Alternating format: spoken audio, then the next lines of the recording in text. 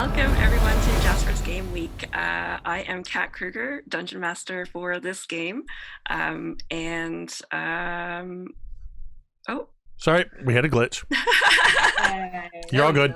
Yay, That was my bad. we're Sit in all post. in this together. It's all you. So I'm going to be the Dungeon Master for this game. Very happy to have a wonderful group of players here. Please do consider donating while we're on stream here. I'm going to be running an adventure that I wrote for the Unbreakable anthology, which is an Asian-inspired anthology written by Asian creators and illustrated by Asian creators. So you're going to be walking into sort of a grim fairy tale, but with Asian influence. So surprise. I'm down. So ordinarily, I'm the Dungeon Master at D20 Dames, which is an actual play podcast primarily run by women of color. And I would just like to go around the table and see who's with us today and who you're playing. Let's start, let's go clockwise from Jessie, aka Raze. All right. Hi, my name is Jessie. I am involved with Jasper's Game Day because I'm on the board of directors, and I used to own Siege Games in Michigan, which was the game store where we hosted the very first Jasper's Game Days event. So I have that sort of connection with them. And today I'll be playing Raze von Riker. She's a Fire Genasi Eldritch Fighter. She's taking a break from smacking down the elites of Hillsfar after stopping the Xanathar. And she's here to rock and roll and raise some money for suicide prevention.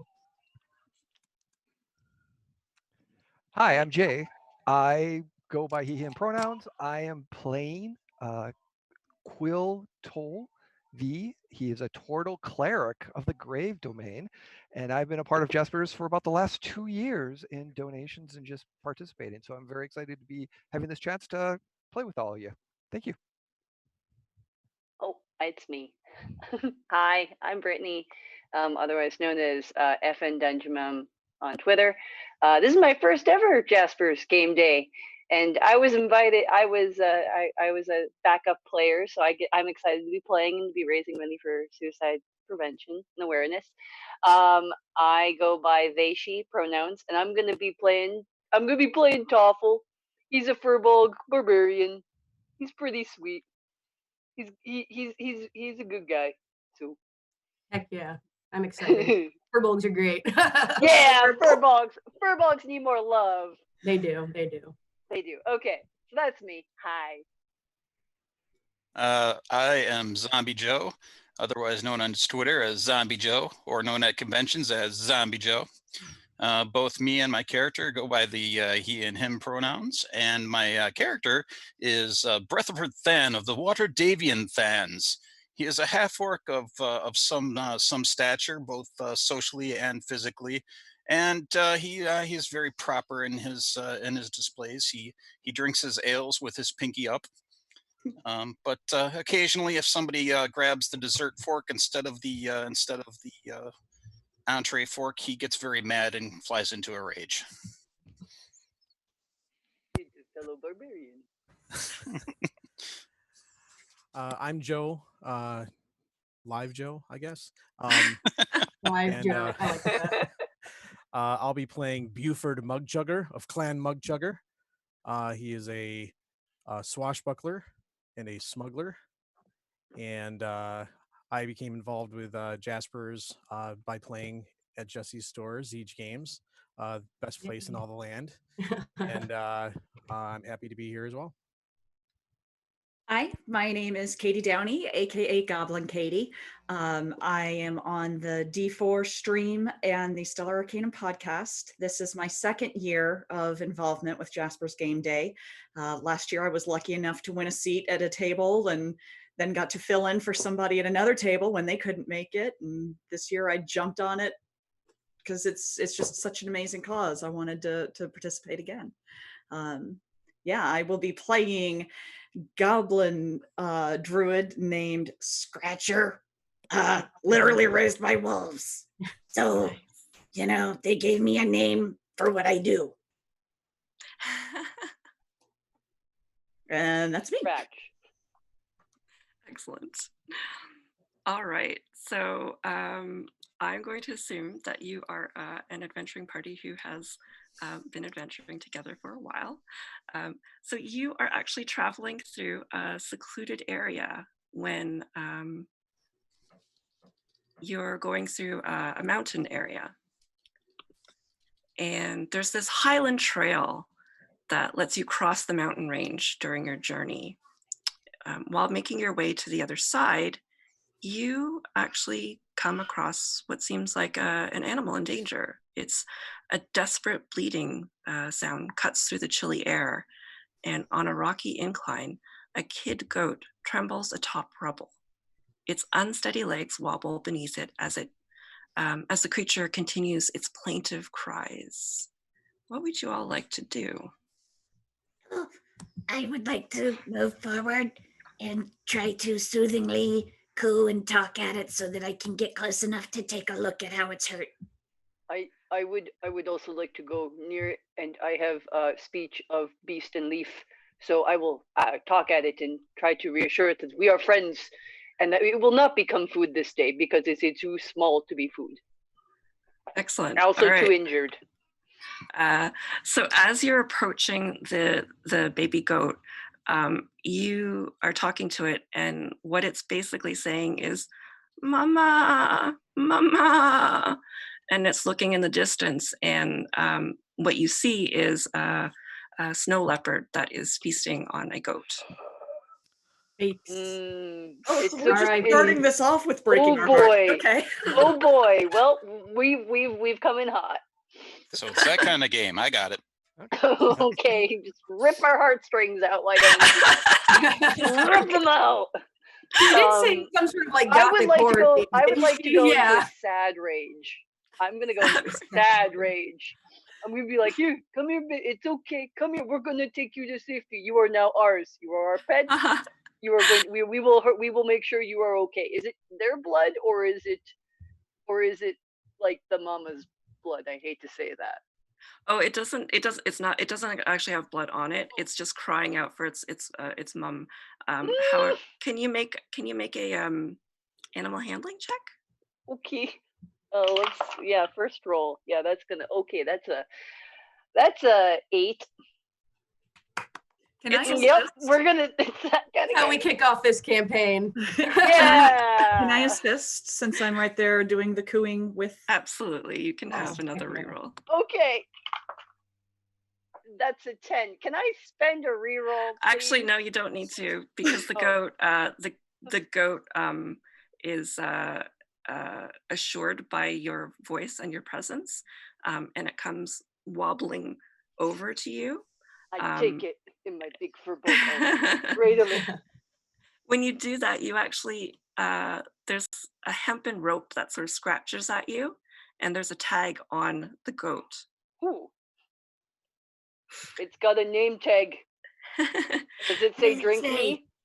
I don't know. Can you read that? Can I read it? Yes. Yeah. It's in common, and it just reads, "I live in Kankala Lake Village. Please lead me home." Do we know where this Kankala Lake is? There is actually only one path that seems to lead anywhere else beyond the mountain pass. So there's one that seems like it goes straight through the mountain, and then there's a sort of small little trail that heads down into a valley. We have an adventure, guys. I'm just sort of petting the very soft goat. Oh, it's as soft as me. It is mine now. I reach out. I'm not used to animals like that. Come pet it. It's soft. Come pet it. It's very soft. Cats, and there's everything else. Is that snow leopard still having at the mom over yonder? Yeah. Do you think, or do we think, do I think that we could successfully scare it off? I'm wondering if it's also wearing a name tag. Maybe they're both wearing name tags. Maybe it's 1 + 2 = path we're supposed to take. I thought you meant the snow leopard was wearing a name tag, and I got very confused Is for the a snow minute. leopard also wearing a name tag? Is that something of the animals of this area? Who knows? Dark Now cave. please return to cave. Yes. Heard of this village? If you want to make an investigation check from this distance, you can do so. Yeah. Oof, that's gonna be a good one. You said investigation? Yeah. That's a 24. Or I'm sorry, 23. Wow. Okay. Yeah, you can see that there is definitely a hempen rope that looks almost identical to the baby goats. So you could assume that both of them came from the same village. Okay. Is the snow leopard in the middle of his dinner, at the end of his dinner? How long to this process? It seems like it's a fairly fresh meal. So he's probably still a little hungry. It's only fair that he gets to eat too. Okay, fine. I Yes. won't go stab the first thing I see. Thank you. Just pet the very, very softness. Come pet the softness. I will come over and pet the soft goat. You know, I have to get some goat on my hands. I think that's required. His name, he doesn't have a name on his name tag. So his, wait, I check. Boy or girl? Hoist it upside down to check, like checking underneath it. Did you miss anything? It's a boy. It's a boy. Yay. It's a boy. Scratcher is going to kind of scramble around and from the vantage point we're at, try to look for a village lying under us somewhere. Yeah. Nearby. Yeah. When you take a look from where the trail sort of breaks off, you see that in the bowl of this very picturesque valley, surrounded by snow-capped mountains, sits a farming village on a lush green plateau. The community seems to be perched alongside a winding river that feeds into a lake. And there's a single dirt road that leads past houses that are made of mud bricks with thatched roofs and raised eaves. I think I found it. I think I found where we go. I always knew you could do it.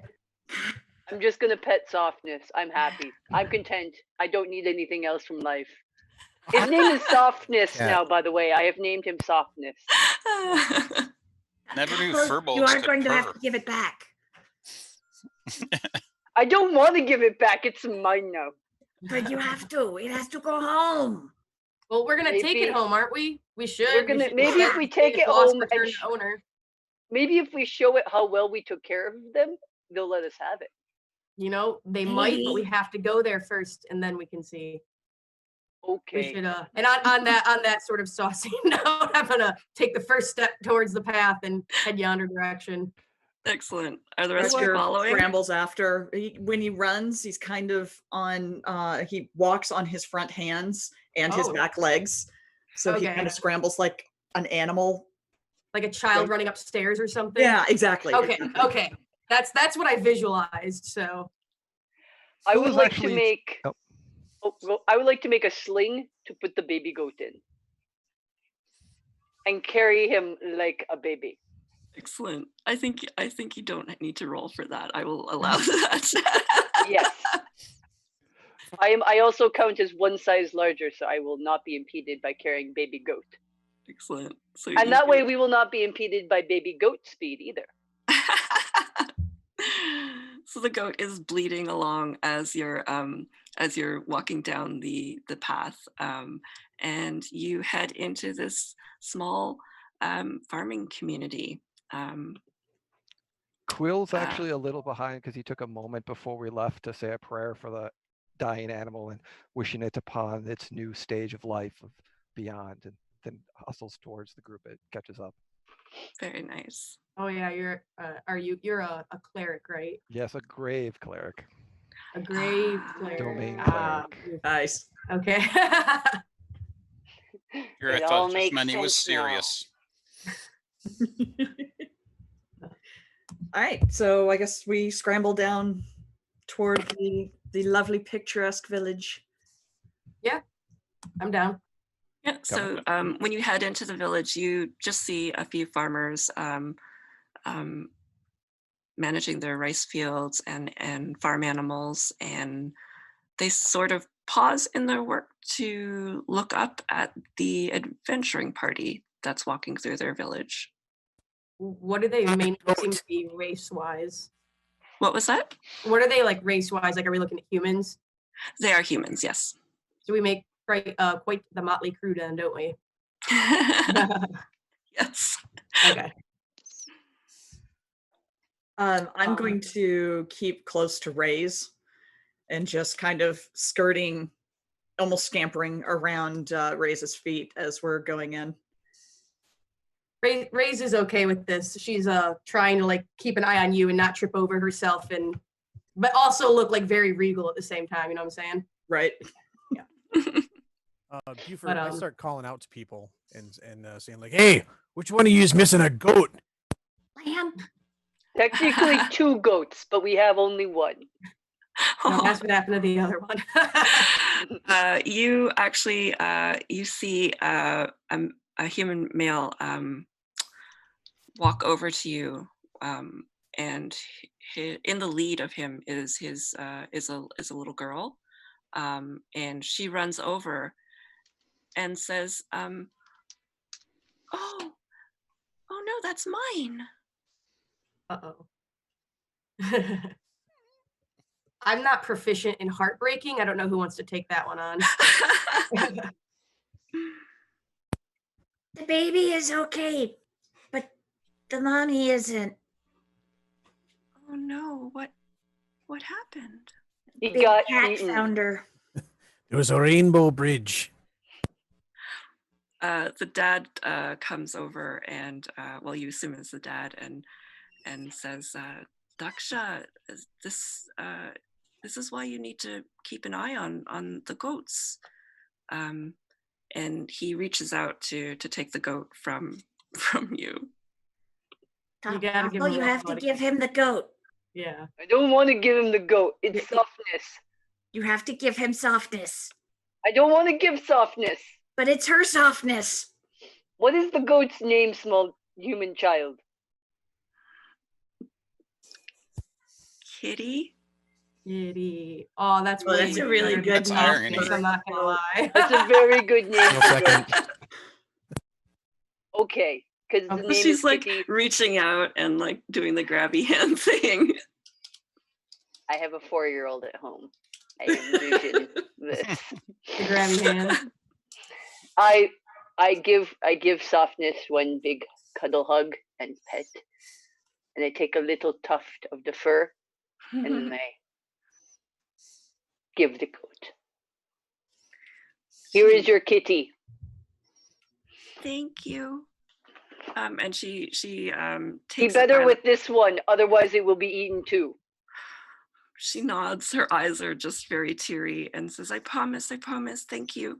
And then she sort of takes it by the collar and moves a little to the side. And the man says to you, thank you for returning our goat and for your trouble. Are you simply passing through? We don't get a lot of visitors here. Sightseeing. Yep.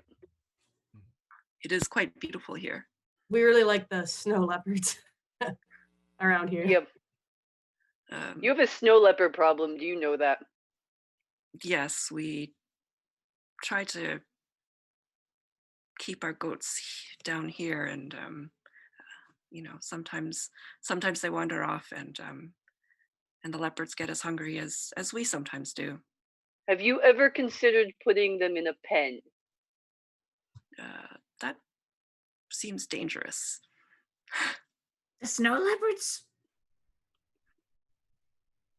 The snow No, leopards. No, the goat. Fences? Wait. No, put the goats in the nut.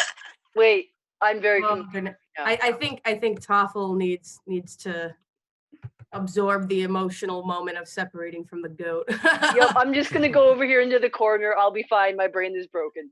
It's okay. My heart is broken too. He says the goats they must be free to graze. Yeah. Are there a lot of snow leopards? not any more than one would imagine. We have Amount of snow other leopards. problems to worry about here. Like I said, the snow leopards, they come when they're hungry, but the village, it's a harsh place to live. What other, Well, you mentioned other we're problems. heroes. Do you have anything we can do? We're heroes. That's talking real big.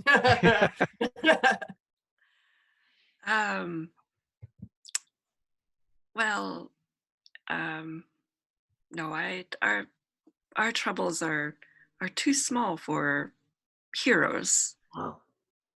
We have small heroes too, so maybe we can handle some of your small problems as well as the Yeah, I can we're handle like a large mini problem. heroes. Uh, Heroes in training, if you will. the little girl sort of tentatively comes over and looks up and says, "Daddy, but maybe they can help." We can help. Help? My cousin, he went missing. Sad. How? That's When? not good. Where did you see him last? Yeah. We were playing by the river, and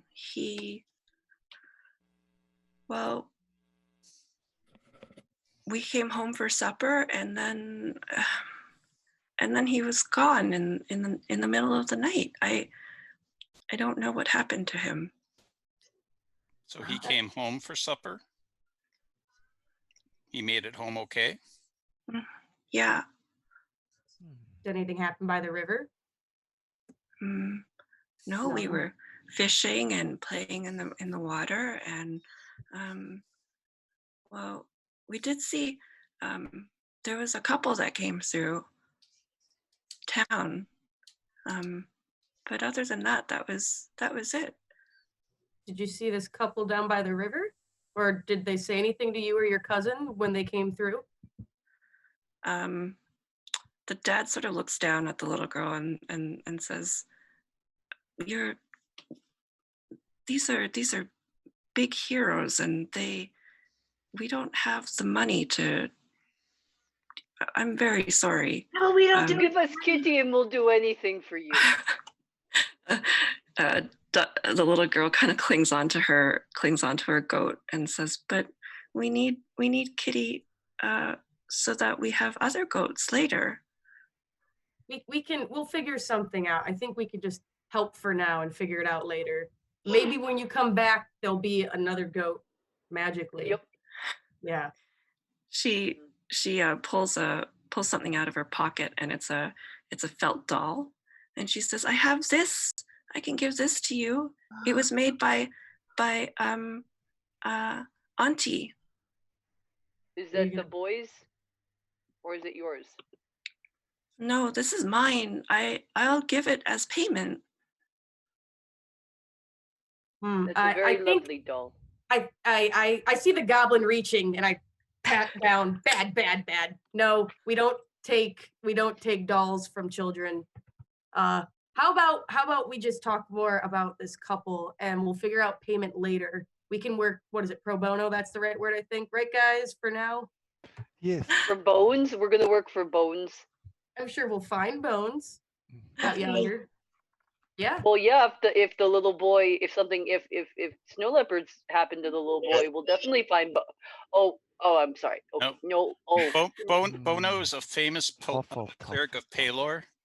So pro bono is, anyways, it's a thing.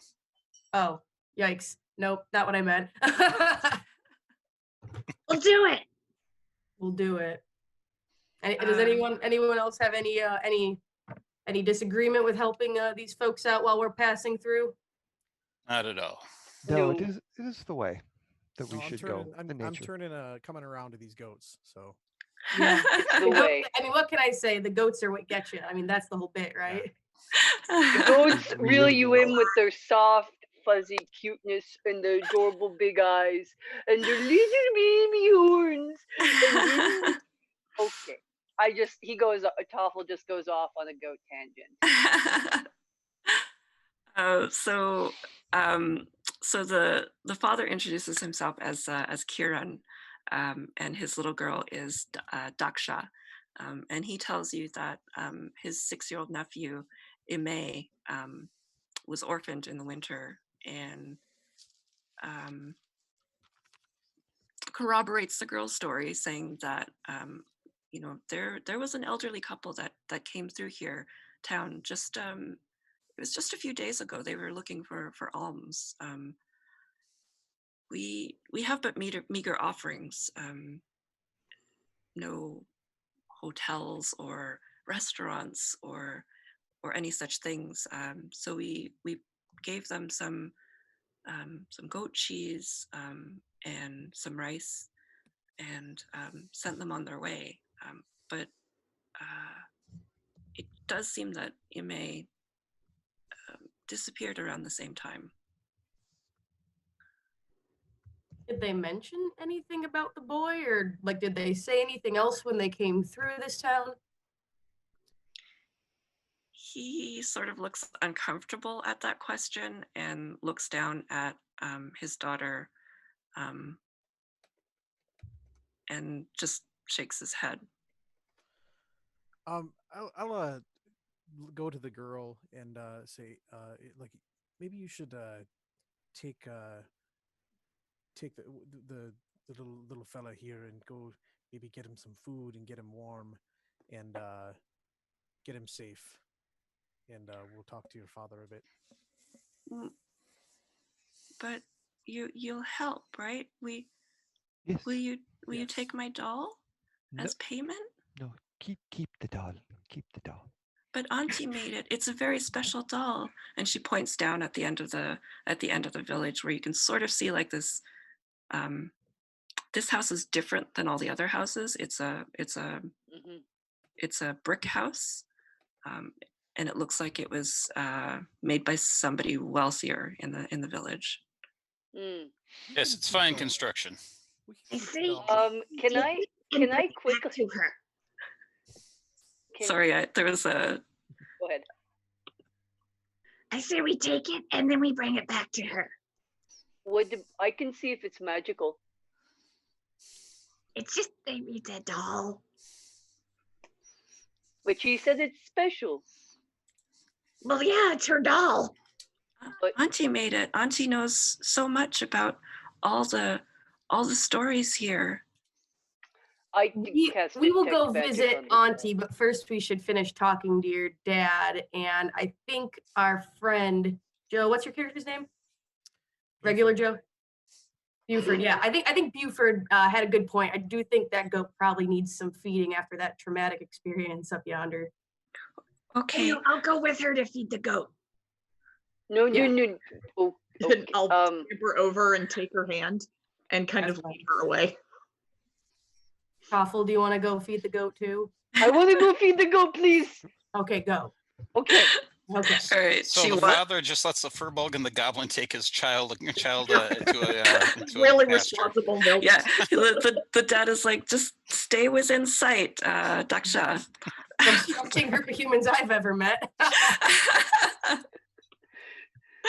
I grab the girl and I put her on my shoulders and give her a piggyback ride. She's delighted. She just sort of says, "Wee." I love this girl. I want her, but we're not going to keep her because that would be bad. No kidnapping. No kidnapping. Well, if you get the girl, I think the goat comes as a bonus. Wait. Would that Don't be? give her any ideas. Would that be double kidnapping? Double kidnapping. As a kid, as a baby goat, yeah. Oh no, that's a bad joke. Revoke inspiration. That's bad. No. That's bad. I will take. I'm sorry. It got walked into. It got walked into. I had to walk it home. I know. All right. So the girl is now out of earshot, hearing range. So what would you like to say to the dad, Kieran? I think it's. Oh, go ahead. Oh, so you think now? Want to ask about the if there was any communication with that elderly couple and the kid, or any interest that they had taken, any interactions they had with him. He looks really troubled, and he says they came through the village. They were an elderly couple, and they mentioned when I told them of my adopting Ime in the past winter that they wish that they were so blessed and had the good fortune of adopting a healthy boy because they themselves were childless.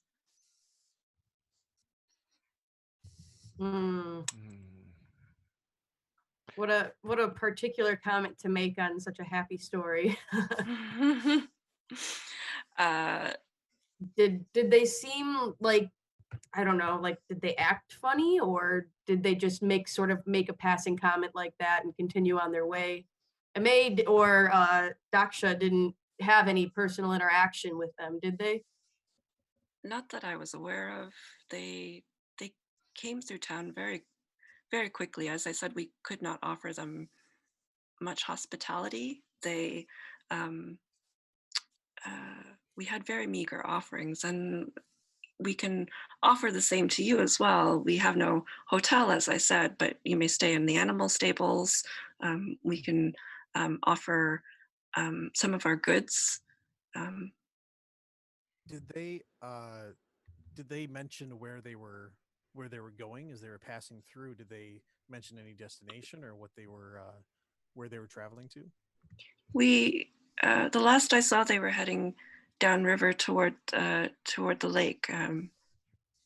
There is only one path.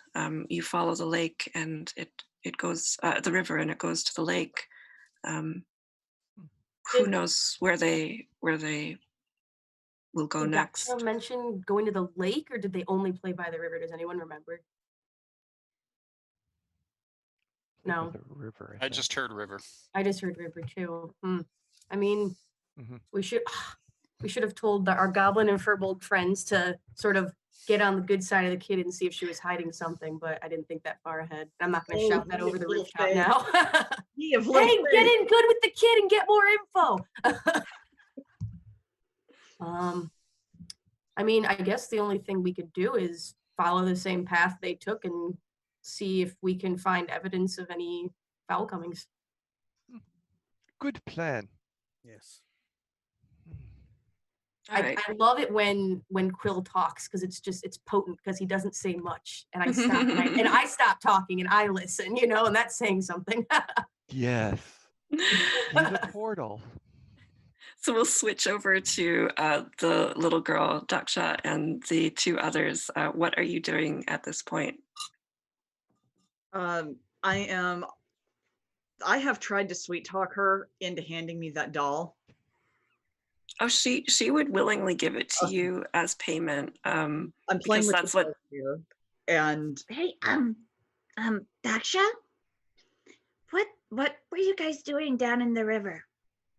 We were just playing. We always play there. What were you playing? We were playing hide and seek. Favorite game, hide and seek. And we also play with our felt dollies. My cousin has one too. Ooh. Oh, he does? Did he take it with him? I think so, because it wasn't back in our home when I looked. Well, that's good. I'm going to very subtly cast detect magic on this doll. All right. It seems like a regular doll. It is a regular doll. But she says, if you like it so much, you should go to Auntie. Auntie has the best stories, and she makes the best dollies. I believe it. This is really fun. I like your doll. Thank you. Go ahead. No, I was gonna say, does she make, is dolls like what she makes? Like what she does, brain not working, hard to string. Is that what she does for a living, make dollies, or is that like a side hobby? Auntie is very, very old. She lived here a very, very long time. She tells stories like about animals and what animals learn and can teach us. Oh, she sounds like my kind of people. Also my kind of people. Yes. I like this person. Oh, she's wonderful. And she used to have a yamari tree in her backyard. It grew sweet dumplings. It doesn't anymore? No, I think the magic faded. So then so we go talk to Auntie. Is she actually your auntie, or is that just something that everybody says? Oh, this is just a nice way of talking about an older person. Okay. Well, we will try our hardest. Scratcher, I think we need to give the dolly back. If Auntie has more dollies, we can go get a dolly from Auntie. But this is payment. No, well, okay. This is a very special dolly to you, and That's why it's so know. okay. But no, in where I come from, we give out dollies to kids too, to keep away the ghosts and the spooks and all the bad things. So I bet you I did a little spell, and I can tell you that this dolly is very magical and does the exact same thing. So I think you need to keep it. And Scratcher and I give Scratcher that very like just look. We'll go and we will get another dolly from Well, Auntie. this is very good news, because then Ime must be safe if he brought his dolly with him. Exactly. So your friend will be perfectly fine. We will find him safe and sound. No leopards will have got him. Thank you. Do you have something of Emmy's that I could smell? If you weren't a goblin, I'd be worried about that. Oh God, that would be really bad. Do you have something of yours I could just take a whiff of real quick? No, not of hers, of the boys, I believe. You can come to our hut and maybe smell our bedding. Okay. Do you have a blank? Like, does he have like a favorite blankie?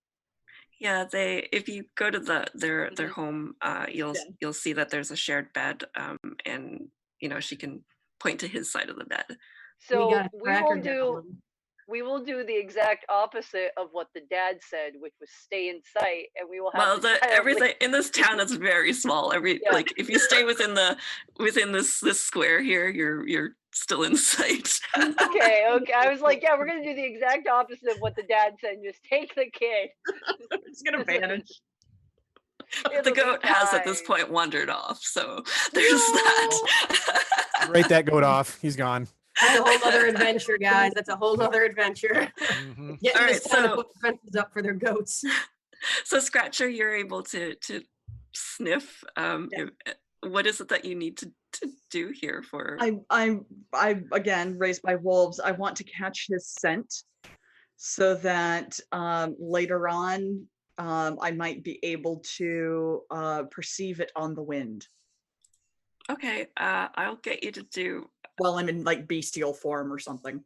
Yeah, maybe do an investigation check. Oh yeah. And based on that, we'll see. Yeah, if you get advantage. Investigation. What's my investigation? That's a really good question. That's gonna be a 17. Yes, absolutely. You get a good whiff of this little boy who does not bathe very frequently. What is boy? All right. Did we get the boy's name? Yes, it's Emme. Okay, and we'll let. Don't worry, we'll find him safe. He's got his doll, just like you have your doll. And I begrudgingly hand her the doll back. She takes it and stuffs it in her pocket, and then she says, "Oh, Kitty, I have to find Kitty," and then she runs off. Well, we found a goat and we lost a goat, Scratcher, and we lost a girl. We're down one now. Today. We lost a lot of stuff. Do you regroup? Yes. Yeah. Yes. All right. And what would you like to do next? I think we're gonna go see Auntie. Mm-hmm. Anyone disagree with that? I think that seems No. like the next logical step. Yeah.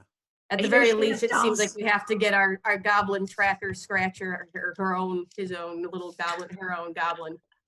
Yeah, we're not Did I going have out that of this right? town without Okay. a doll. Nice.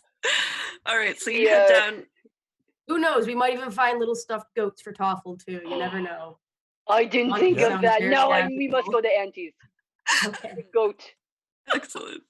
All right, so you head down to the far end of town, and at the end of an overgrown dirt path rests a simple brick house. Some of the shingles are missing, and a few bricks are crumbling. Yet a flourishing fig tree stands in stark contrast to the otherwise deteriorating property. You do see an older woman seated outside in a wicker chair. It's got this wide back, and it's wrapped in, she's wrapped in a long-haired yak hide. She's dressed in very simple clothes compared to the building, no different than the other villagers. Can everyone make a perception check?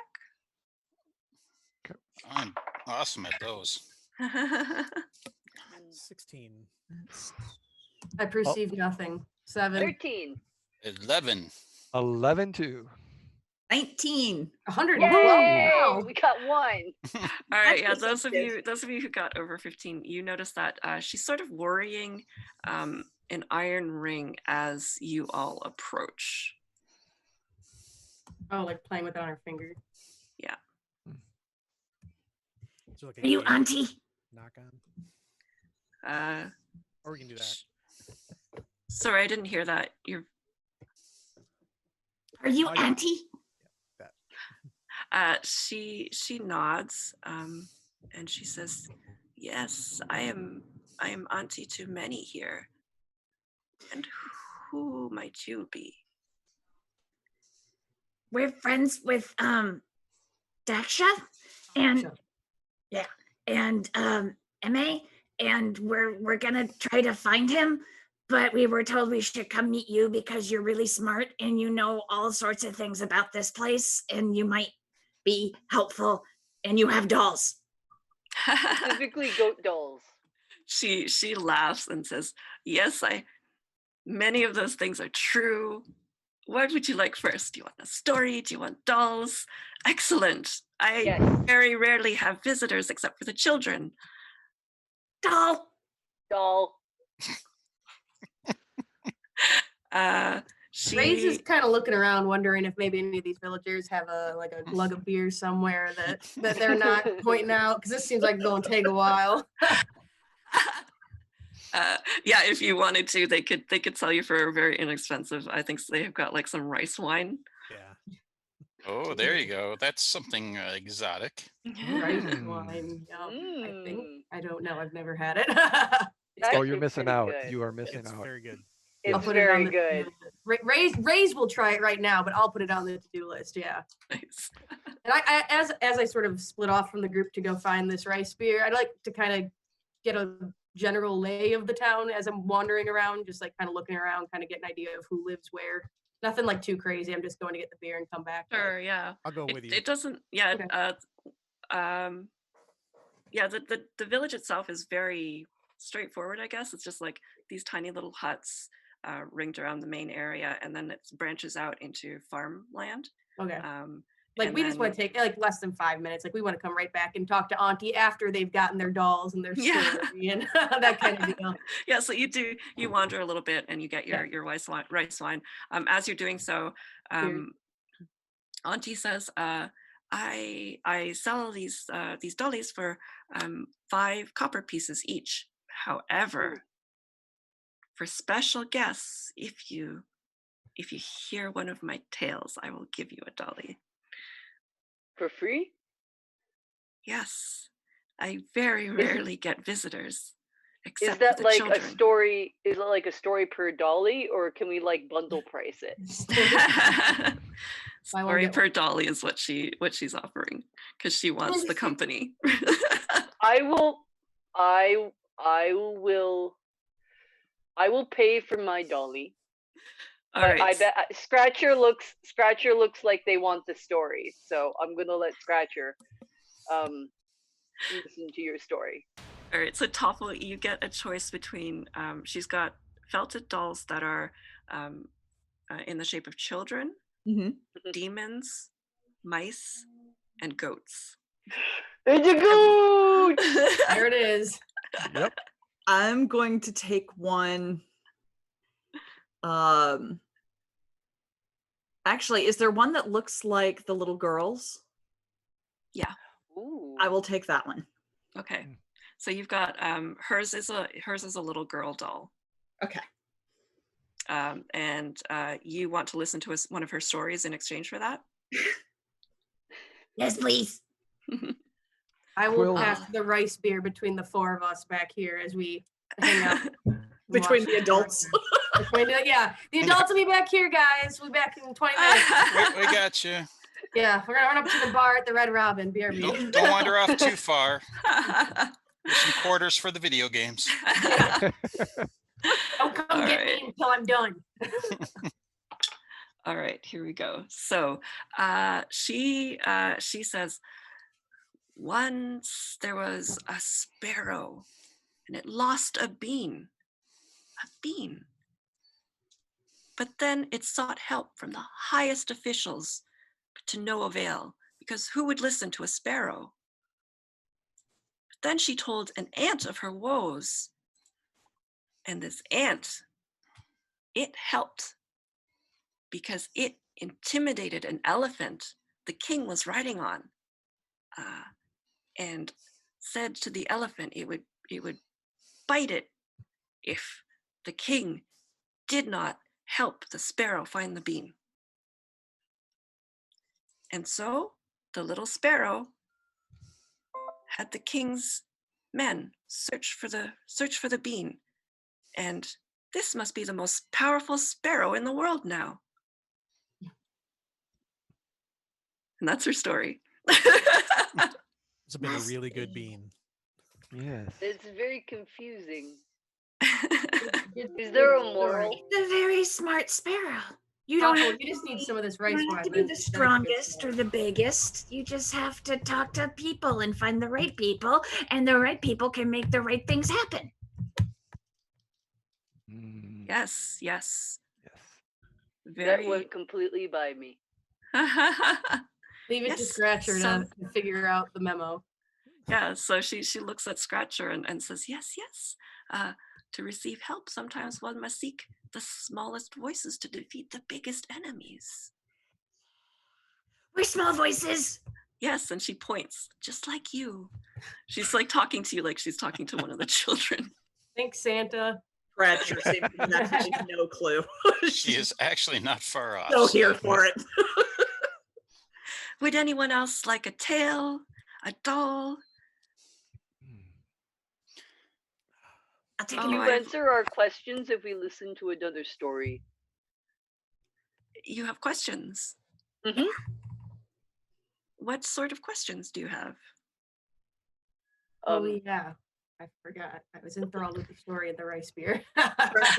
Only looks at the adults. The adults are like 3/4 through. I said, when we're done, you can come get us. Are you really already out of quarters? I guess that's when one of us adults can step forward and sort of ask her if she's seen anything, if she saw the couple or saw Ime on the day that he disappeared. Just generally ask her about the situation and if she knows anything or saw anything. Ime is a very good boy. He comes here, and I made him a special dolly, and his cousin one as well, matching ones, a boy and a girl. You said there were strangers who came through? Mm-hmm. That's what was it Kieran? Kieran said that an elderly couple came through town and went down towards the lake, I believe, and mentioned their ill fortune with having a healthy boy child, and continued on their way. And soon after, Ime disappeared. We were wondering if maybe you saw them on their way out of town.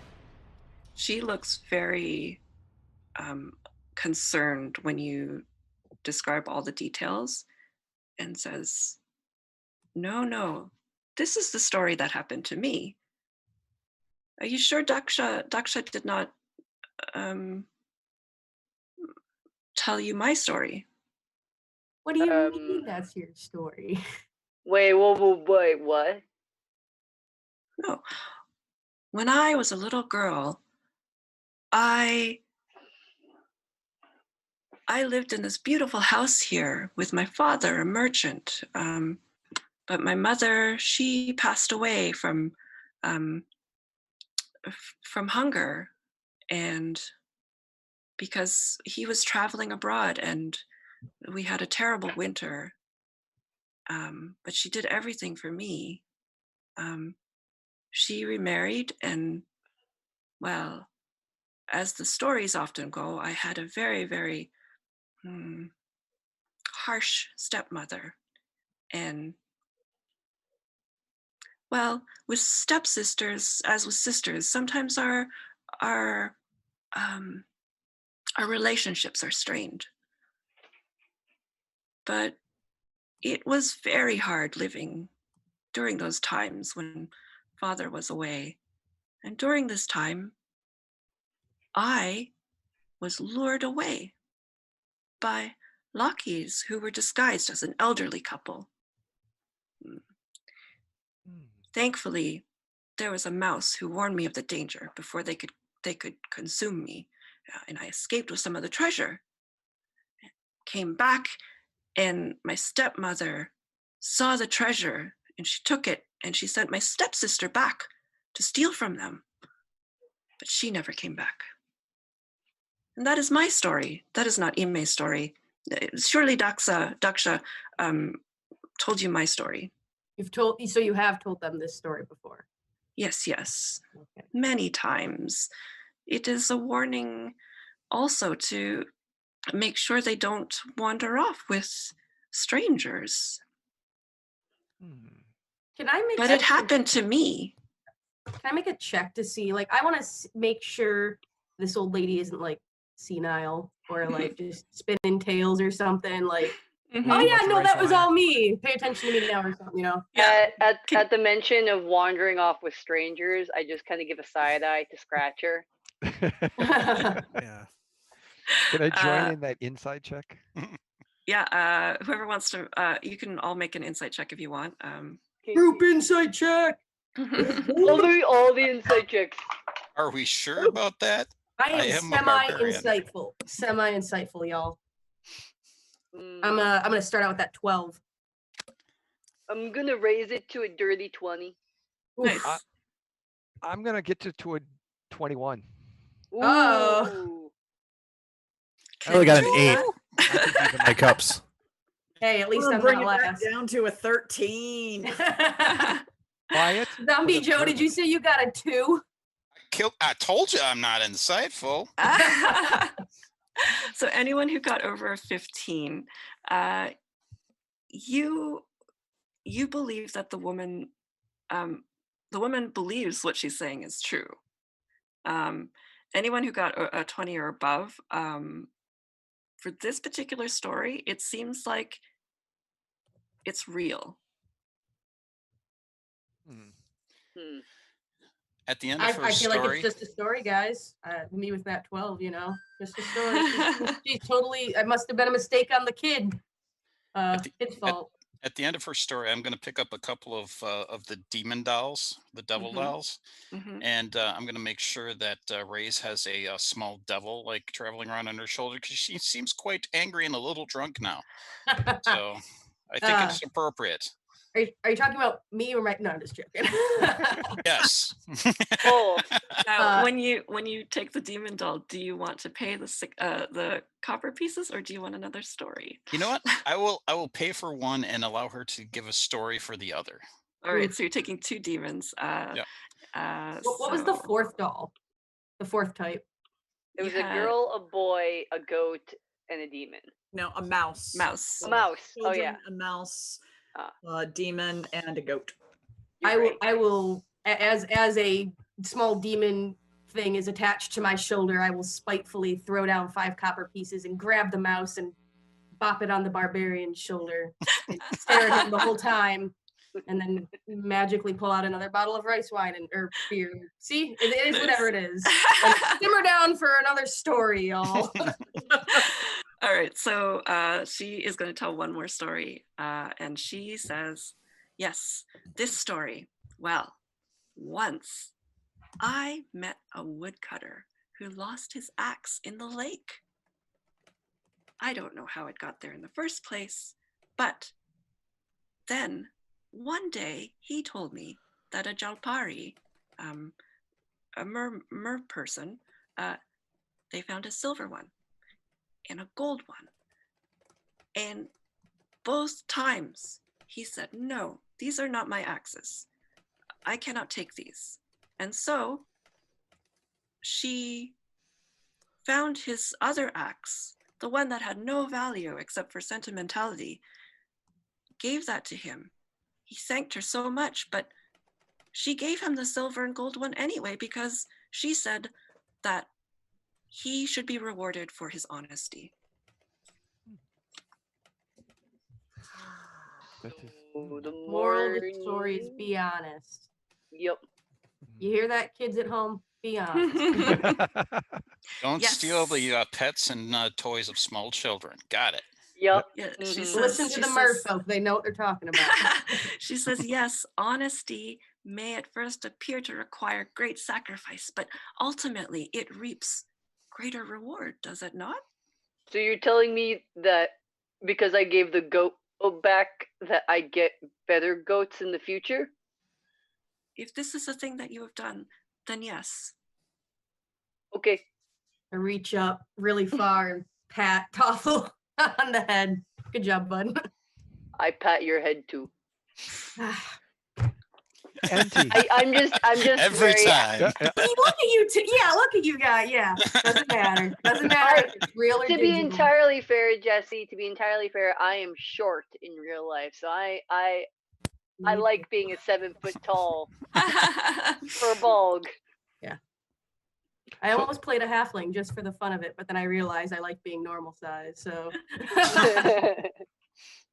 so it Auntie, seems that we have a couple of stories that, at least to my check, I feel like she believes are stories. They're true, and they all kind of seem to center around like disappearances or like interactions with sort of mystical things. And that last one brought up the lake.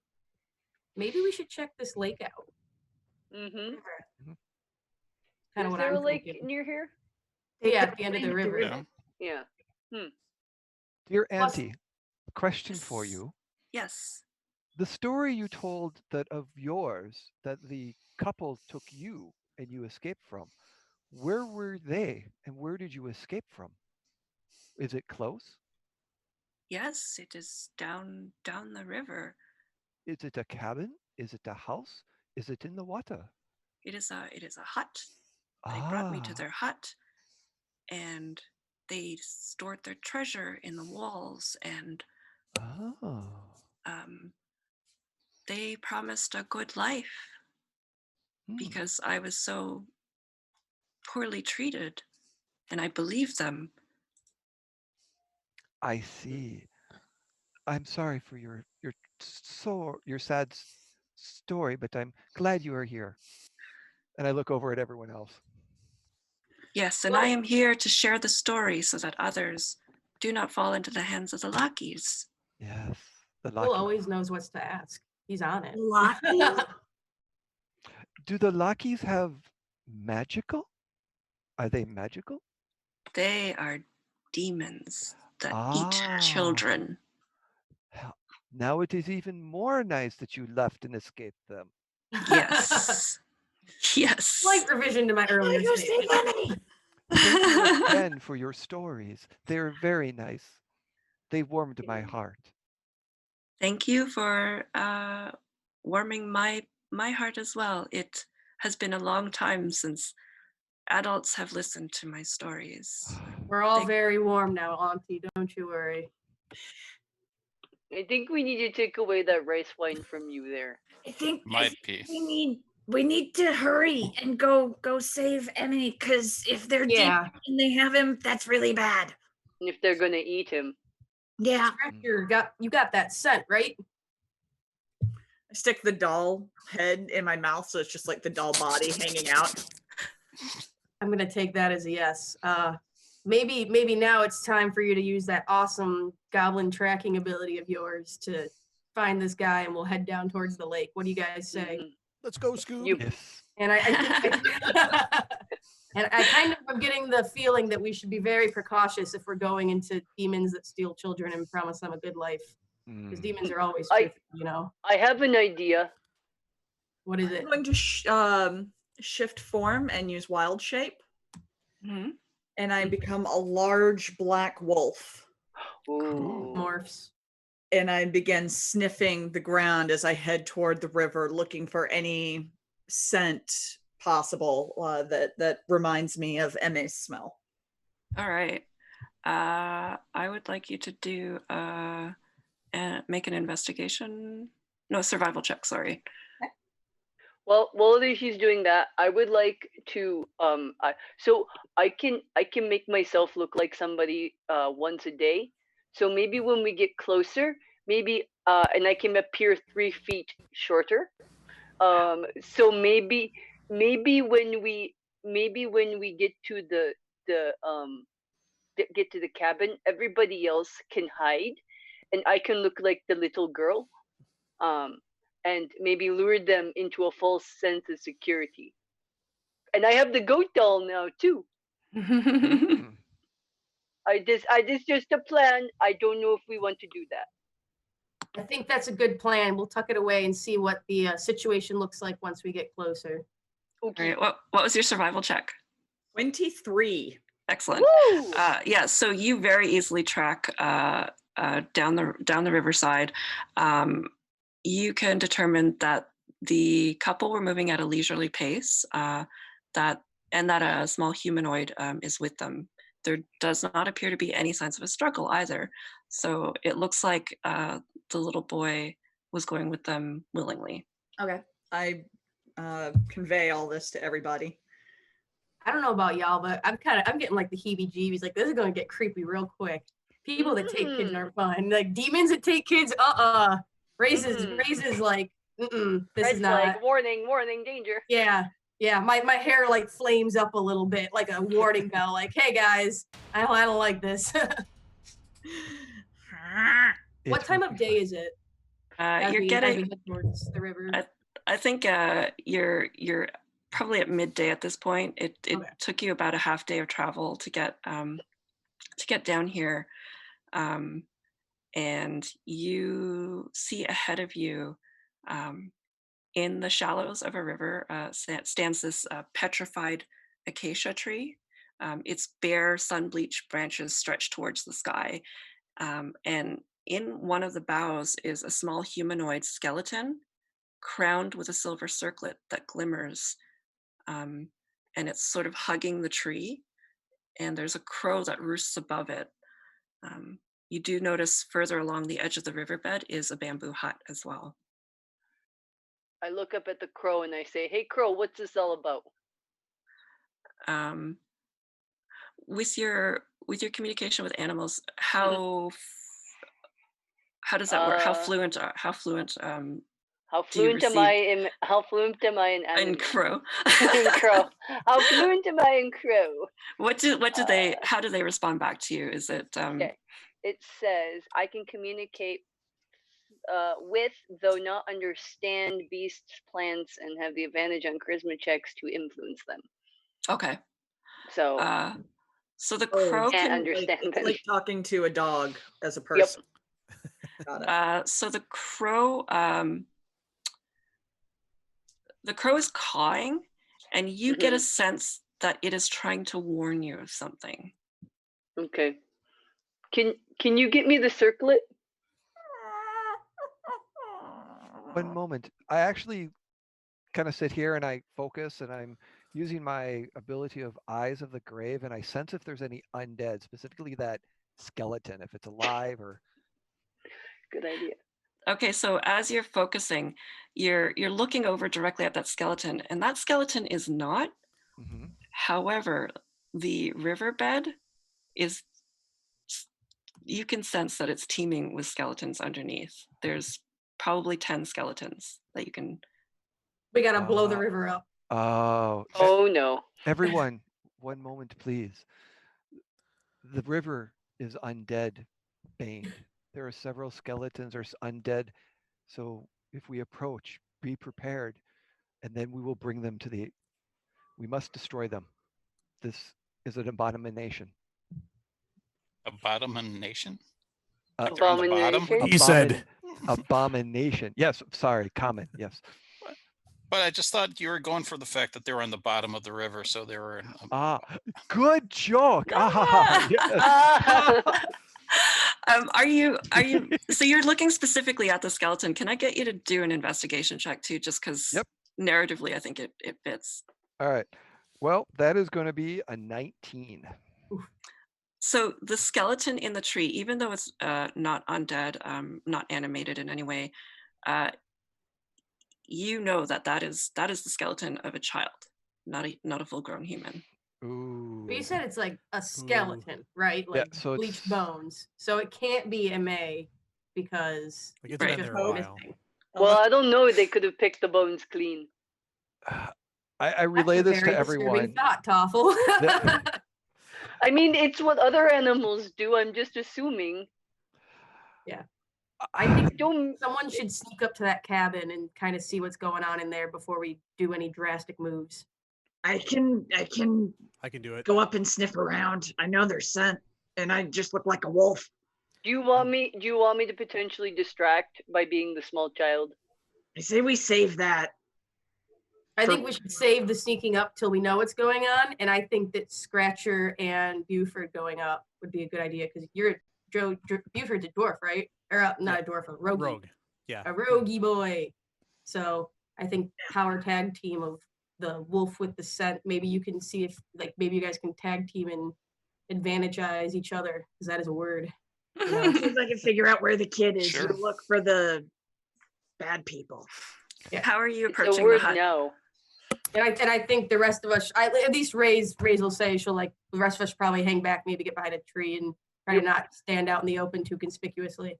Yeah, let's go Keep an eye get on that river, some Will. cover. Keep an eye on that undead river, please. So how are you approaching the hut then? I'm. Oh, go ahead. Is it just like a path, just a direct path right up to it, or?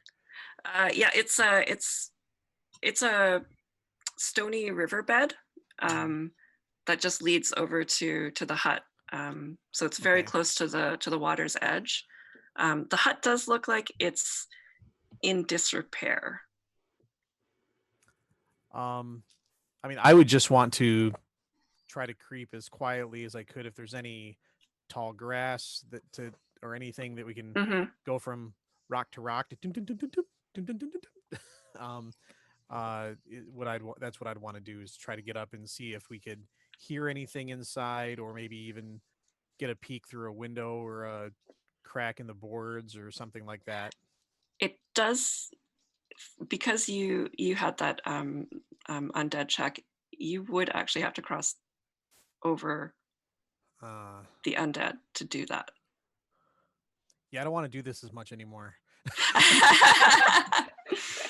How wide is the water? It's about 30 feet wide. Could you morph into, like, a Loch Ness monster and ride across water as a druid? I could turn into a bird. The bird would work. I guess the bird will work if that's the way you want to go. I could turn into a wet dwarf. A wet dwarf. I don't think that will help. Hey. All right. Do you want to fly over and do a little surveillance? Yeah, I guess I will turn into a bird. I want to turn into something that's common in this area so that I don't necessarily stand out. And well, you did hear the story about the sparrow, so that would be yes, perfect. I will turn into the little sparrow. That is theatrical. Yes, and I will fly across and just kind of do a loop to get a sort of a large area view, and then I'll fly down and land on a windowsill and kind of look inside and see what's going on. Okay, so you fly around, and what you see is a deteriorating bamboo hut. It actually shows no signs of recent inhabitants. Its closed door hangs off its hinges, and the thatch roof is partially caved in. You land on the windowsill, and you see a small ghost child. Oh no. Too late. Gotta go back. Jasper, what are you doing, bud? Peck on the window and see if he turns. There's actually no window. It's just an open, yeah. And you could pick on the mantle. I'm going to. Well, if I'm on the windowsill, I'll just peck on the sill. She's sitting on this straw mat, and you see her cowering, covering her head as she cries, and her fine clothes seem like they're slashed. And when she hears the sort of pecking, she just looks up at you with these hollow eyes. But she doesn't actually do anything because she just sees a bird. Yeah. And then she looks back down and starts crying again. Is there anything else in the room? You see just the straw mat, and it seems like there might be something underneath the mat. Okay. And a place where a wood stove might have once been. Okay. And outside you also hear a little squeak. I turn and look. Down below you is a little ghost mouse. A ghost mouse. A ghost child and a ghost mouse. I ain't afraid of across a ghost. If we come across a goat, I'm going to be really upset. I mean, I think we could probably head back up that ridge and wait a little while. We'd probably see what up here. Mommy's going to show up eventually. Yeah. It's going to be like the Marowak at the top of the Pokemon Tower, you know? Don't you dare! I'm sorry. Too soon! Flitter in and kind of hop over to the little girl. Hey. She gazes over at you again. And she's just got these hollow eyes staring at you. Do you have a name? Are you able to speak with her? No, I'm just hoping that maybe this is a weird fairy tale in the little. Just like tweet. Yeah, so she just hears tweet, tweet, and cheep, cheep, cheep, and she just looks over at you, and she tries to. What you see is like she picks up something invisible, and she strikes at you, but because there's nothing actually in her hand, nothing happens. Okay. I'm going to head down to the ground. And is that little mouse still there? Yeah, outside. All right. Well, actually, I'm going to head back to the group. All right. Hey. And take back my adorable goblin form, which is just preciousness incarnate. Preciousness incarnate. So this place is really weird, and there's ghost kids inside and ghost mice outside. But there's no people, and the house is totally run down. I think we need to talk to the little ghost girl inside. She's crying. There's a ghost mouse. There's a ghost mouse. Did you drink any of that white wine? I did not, thank you very much. I like double check the bottle just to make sure it's where I left it, you know. No, I don't provide alcohol to children. I just want to make that very clear. Auntie did say that a mouse is what helped her escape. Mm-hmm. Oh, in her story. I did not remember that. Can I, this might be a little bit reaching, but could Quill in his awesome clericness maybe tell, because she mentioned, Scratcher mentioned a girl ghost. Can we tell if this skeleton is a girl skeleton? Medicine? I will. Yeah, it would be medicine. Let's say medicine. Sure. Like I said, reaching a little bit. I don't know. I don't like. I think typically you would when- probably have to actually go to the skeleton to Yeah. investigate. Like actually. I mean, see- I will go up to the skeleton with Quill if he wants to. The circlet that was on the skeleton, is That it too. masculine or feminine? Is it like a tiara, or is it like a headband with like an eagle on it? Or It's- an eagle. It's very looks oddly like- specific. It looks. I wouldn't say that. Yeah, it was necessarily gendered. It's just a circlet, like a silvery sort of circlet with some. Is it more like intricate, like built up, or is it more like a silver, like a single band or anything like that? Is it, like from here, can we see if there's any Is it? adornment? Well, actually, no. Did the little Kids. ghost have a circlet on her head? It's you Oh, can see I from see. this distance that it's shimmering a little, so that you think that there's it's inlaid with gems. Gems. Little kids wear cornets, I believe. That's what their circlet is called. Did I the don't- little girl's ghost have a circlet on? Yes. Does it look like? Okay, there you go. Did it look like that circlet? Wait, what? The little girl, the ghost. You mean? No. She didn't. Okay. So, yeah, I mean, I'm down approaching the. Is it- I can't medically look at the skeleton and know what's going on, but I am totally willing to be the beef that goes and stands next to the person that can do the thing.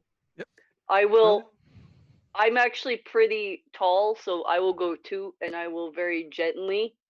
It's probably gonna do something. Take it Picks up like the down. rib cage and the whole All right. So Toffel, you're bringing the skeleton down off the tree. Yes, I would Okay. like to attempt to take the skeleton down off the tree, even though this is a really bad idea. So as soon as you touch the skeleton, Yep. I need you to all roll for initiative because no! the beach starts moving. I was just about to say, bold strategy, Cotton. Let's see how it plays out for him. It's not playing out well for me. Ray's Okay, okay. obviously did not watch Toffel bring the skeleton down because Ray's is very slow responding to the situation. Mhm. All right, I'm gonna go through as I've written it down here. So Scratcher, what did you get? 4. Raise, Oh. Ray's got a 7. This is Quilto, not good. 8. Oh no. Very Buford? turtle-like. 19. Oh, Woohoo! thank God. Someone's awake. Rutherford, 21. Woohoo! Toffel. 21 There we go. What are your dex modifiers? +2. +2 and Rutherford. I have a +2 as well. Uh-oh. Wisdom. Rochambeau. Rock, paper, scissors, shoot. Wisdom is +0. Wisdom is Awful. +2. All right, so Oh. Toffel.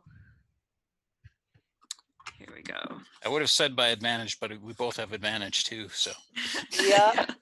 All right, It makes so- sense that I Before have. we can do combat, they have to do combat to Yeah. see where they're at in combat. And Yep, then you yep. do combat. And then combat can combat.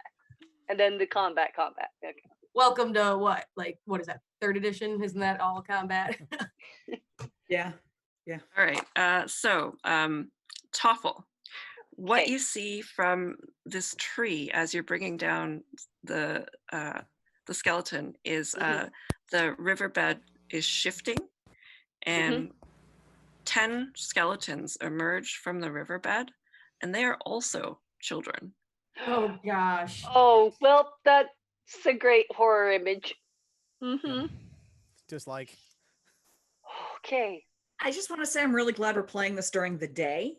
Yes, please, thank you. I'm down in my basement right now. If I was playing this at night, oh my God, would I be? I don't know, guys. I like to feel fear for my life while I play D&D, you know? Oh yeah, no, it's good stuff. So good. I'm enjoying every minute of it. It's so good. now, if we just had a creepy child giggle sound to play Yeah. along with. If anyone Hey, goes and puts a just wait. creepy child giggle sound on, I swear. I may have it Donate- linked already. Donate, and we will put a creepy child Oh my gosh. sound on. That shameless plug. I mean, that is a shameless plug. So Toffel, you see this, these Hey. 10 children, skeletons, they seem disoriented at first. And actually a couple of them, they're not 100%, it doesn't seem like they're 100% sure where they are. So they're looking at each other. One of them gets distracted and sort of like starts kicking a rock around. And then some of them look over and they look like, oh, okay, we need to, you know, they sort of look like they're going to attack. Are they armed in any way, or are they just skeletons? Their weapons are makeshift weapons. So like a stick, a rock, Toy soldier. whatever they They could pulled just like from the blow riverbed. really hard and they'd like fall over basically. Okay, then I'm going to set the other skeleton down gently on the ground. Take out my flail. So wrong. Go on, go hit the child. I would like to enter a very sad rage. For the second time. Sad For a rage is second all out. time. Can I get you to make an insight check, because you are like, I feel like your Toffel is just, she's got a crisis of conscience here. Yep, I got a dirty 20. All right. Dirty 20. You feel very strongly that these are like, it's the skeletons of children, and children can be dealt with in other ways. Dealt with. Okay. I think these children were at one time dealt with. Yeah. So, okay, well, I'm still going to enter a very firm sad hand. rage, and it's more of a, I'm very upset about what happened to these guys, and it just makes me overwhelmed with emotion. Yeah. And so I'm going to approach them. I'm still going to have the flail in my hand because I just feel like, you know, in case things go wrong, I'm going to walk towards them, and I'm going to say, go walk my 30 feet. Wait, actually my 50 feet. I have 50 feet of movement. And I'm going to say, I don't want to hurt you. We just wanted to look at your friend. We're not here to hurt you. I'm so sorry for what happened. Please don't hurt us. And I will use my action to try and pacify the children. All right. Can you make a persuasion check? Sure, that's my best skill. That's an 11. You notice that the children sort of, some of them huddle together. They definitely understand what you're saying. Unfortunately, they can't speak, but they nod. And I just, as a show of good favor, I take the mace or the flail and I just put it on the ground.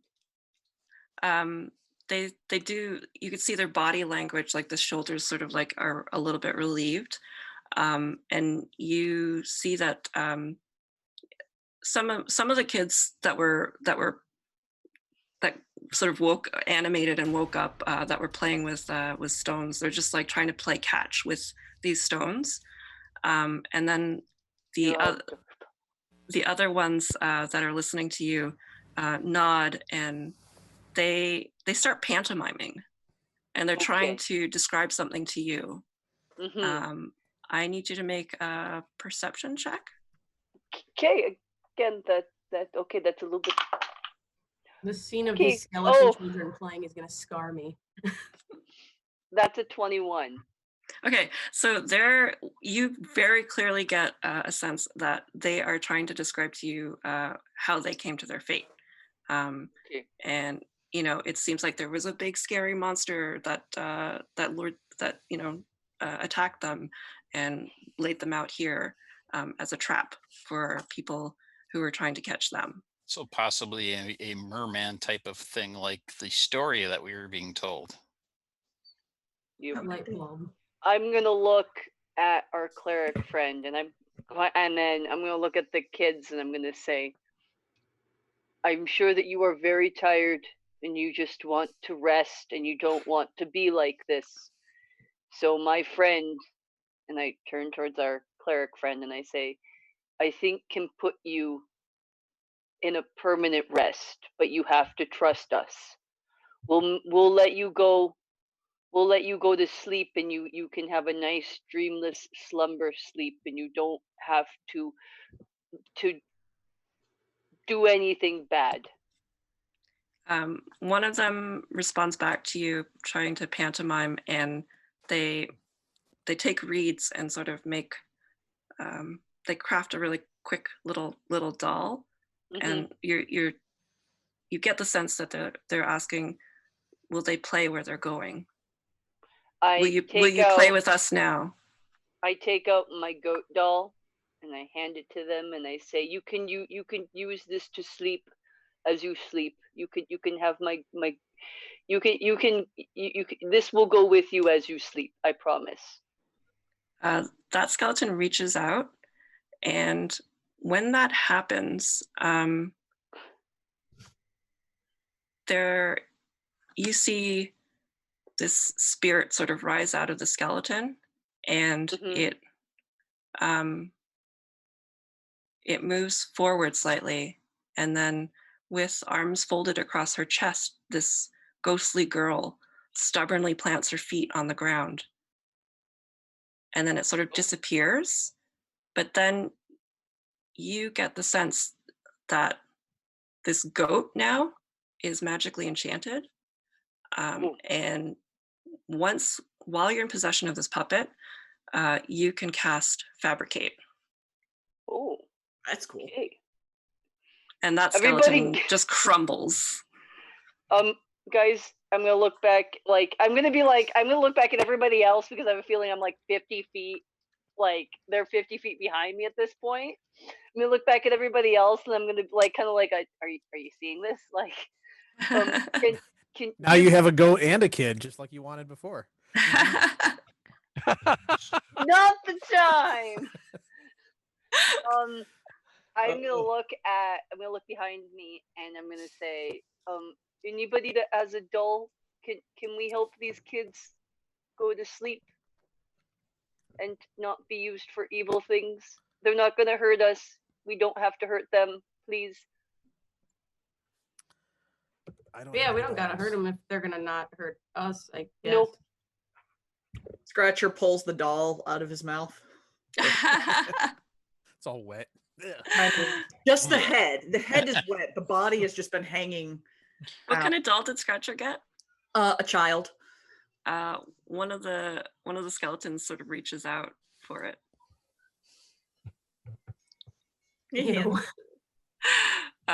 When it touches it again, you see a spirit from that skeleton and the one next to it, and you see a boy and girl. They run hand in hand towards you. One trips and vanishes, and then your child doll is now enchanted, and you can cast Greater Invisibility once while you're in possession of this puppet. Wow. Yeah. So clearly these skeletons are entranced by the dolls, and that is the way for them to get free. So I've got a demon and a mouse, because somebody apparently felt I had to have a mouse on my shoulder. Yeah. So I will bring those two out and present them to the children. All right. So with the demon, one of the skeletons grabs onto that, and spirit rises up, and there's this look of mischief on this child's face, and it's almost palpable. And this demon doll is then enchanted, and grants Death Ward once to a character who possesses this puppet. Nice. With the mouse, skeleton reaches out, grabs it, and there's a shy boy who steps forward, plaintively holding out a hand.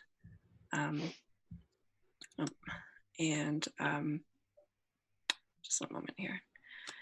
He's plaintively holding out a hand, and any character in possession of this puppet can cast Arcane Eye once. And those are that's it for the enchantments that they're able to give you.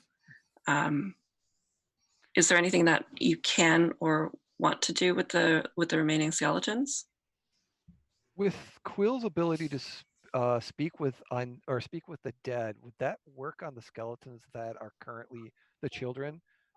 Player asking GM, or would it be more of something since they're somewhat interactive? I think in this case, because they're more undead, that Okay. Yeah, you probably wouldn't be able to. It's Okay. just the communication that the pantomime communication that they were able to do with Toffle. Got it. Okay. Probably our best bet with that is like you said, the little girl with the circlet once these guys are gone. Yeah. Okay. I mean, for the rest of them, we could try to be like adults to them. Say, all right, Can go we? to bed. No. I start scampering around and like playing. Oh, but I thought you were doing them. Like, go on, get. Yeah. Some of them start playing with you, but it seems like the older ones who are more engaged they're trying to communicate, and they're trying to tell you that that the ghost in the hut is bad news. That she likely set the trap for them? No. Oh, okay. She was harmed the same way that they were by the demons. But she haunts that place because she has unfinished business. He did try to attack me. Yeah, and the skeletons also say like that they are tied here still until the demons are defeated. So the two dolls that I've got, I'm going to hand the mouse doll to the grave cleric, to Quilto, because a concentration spell isn't going to be very great for me. And I will take the demon with the death ward on it, and I will offer to trade dolls with Rays, because a death ward for a half-orc barbarian just seems like overkill. I will take the replica devil doll off my shoulder and trade it. Seems like a fair deal to me, you know. So who doesn't have a doll? This is an important question. I think we should all have dolls. I was gonna say, does anyone have a spare doll? There's only 4 that could be enchanted. Oh, okay. Well, I mean, I have a fabricate. I don't know how that's useful here. Raise is very, very motherly. So in the motherly type, I find the nearest rock I can find, like a palm-sized rock, and I give that to the dwarf, and I'm like, sorry, buddy. Sometimes it's not wronged. This is awesome. I got a demon. I got a mouse. I got a rock. And I just realized I did not mean to like racistly give a dwarf a rock. That was the first thing that came to mind. I'm going Does to this rock have the finesse property? I'm going to frolic over to Buford and pull the soaking wet doll head out of my mouth and just hold it up to him. I'm good. All right, what would you like to do now that the skeletons have relayed that information to you? I think that we should take that circlet from the skeleton, the child skeleton. I think that it might give us a clue later. Maybe we can cast something on it or investigate it in some way and see if it maybe gives that's why she's still around, because that's her circlet. Yeah, and I was saying next maybe we should go check out that hut. Do we want to try speaking to her? Yeah, does Quilto want to speak with the skeleton? She was crying, and then she looked at me and she just had hollow eyes. Well, that's not creepy at all. She tried to Howl eyes or hollow eyes? Yes. Were their eyes howling? No, like nothing there. Big, black, gaping voids of eye placing. All right, let's go check it out. Seems fun. Yeah, that seems like a great idea. I'll tell you by the that- way, I pick up my flail from the ground house. Yes, I'll tell you that when you investigate the skeleton that wasn't animated, you pick up a silver circlet, and It's also adorned with other jewelry, including a small gold bracelet, a gold ring set with bloodstones, and you also see a very simple beaded bracelet featuring a number of colorful animal charms on it. I try to take the bracelet. Okay. No one stops me. Yeah. Nope, So you can have it. yeah. So those are the treasure that you take off of the skeleton. It did seem like it was set there with all these adornments as a trap. As a trap. So before we leave, how many alive undead skeletons are currently playing around? Catch There's with 6 of them. 6 of them. Terrifying image. Going over them, Quill's really in conflict because he needs to let them go and move them on to the next stage, but realizes demons. Okay, we'll take the demons and come back. But he asks the children, it's like, children, the demons that did this to you, where are they? They all 6 of them point down Ooh, river. that's an image. Thank you. We will be back and I will set you free to the next stage. They actually you could, because of Toffel's earlier check, they're able to very clearly communicate back to you that that they will be with you because you have earned a story reward, which is called Spirit Guardians. So you have Spirit Guardians with you at some. And we didn't even have to cast it. Yeah. Hey. Why use spell slot when you can do it for free? And they let you know that they once the demons are defeated, that will put their spirits to rest. Then that is my charge. Let's go whip some demons. Yep. And I'm just picturing this group of adventurers walking down with 6 children, skeleton children, walk behind them. Well, the skeletons now stay behind. Now you just have the Spirit Guardians. Okay. That you can unleash at some Got point. it. So this is That wouldn't be strange or Nah. Not at all. draw attention to us. No. I mean, for Toffel, it's for a walk. Don't look. For Toffel, it's not weird because they're an ancestral barbarian, so that happens anyways. Oh. Do you guys think we have time to rest for a little while? I'm just gonna sit outside the door while you do your stuff. Okay. Yeah. I want to talk to the ghost mouse. Okay. I'm not going in that hut. It scares me. It's creepy. So the kids can hang out outside and talk to the ghost mouse, and the adults can go inside and talk to the ghost kid. Is that what I'm hearing? Yep. All right. All right. I'm glad we've established this. The hierarchy. Yes. Is it all happening all at the same time, or are you gonna let Toffel start and then go in, or how are we doing? Scratcher said she wanted to take a little rest, so I figured that, I don't know, I'm just stacking all these events at once in my mind kind of deal. Sure. So maybe Scratcher's resting while Toffel is out because you're all outside at that point. Yeah, and then see when you go in, yeah. Yeah, so the little mouse just sort of squeaks over at you. And what are you trying to relay to the ghost mouse? Hello, ghost mouse. I Toffel. This is everybody else. We want to know if you're the mouse that saved the little girl ages and ages and ages ago, and if you know anything about bad demons, scary people. The mouse squeaks up at you and puts its hands out like this. Oh, you want something? Cheese, maybe? What about a goat doll that can fabricate? Food? Take some of your rations and give it food. Okay, I give it some of my rations. Okay, so it takes one of your rations, and even though it can't actually eat it, it stashes it away, and it says,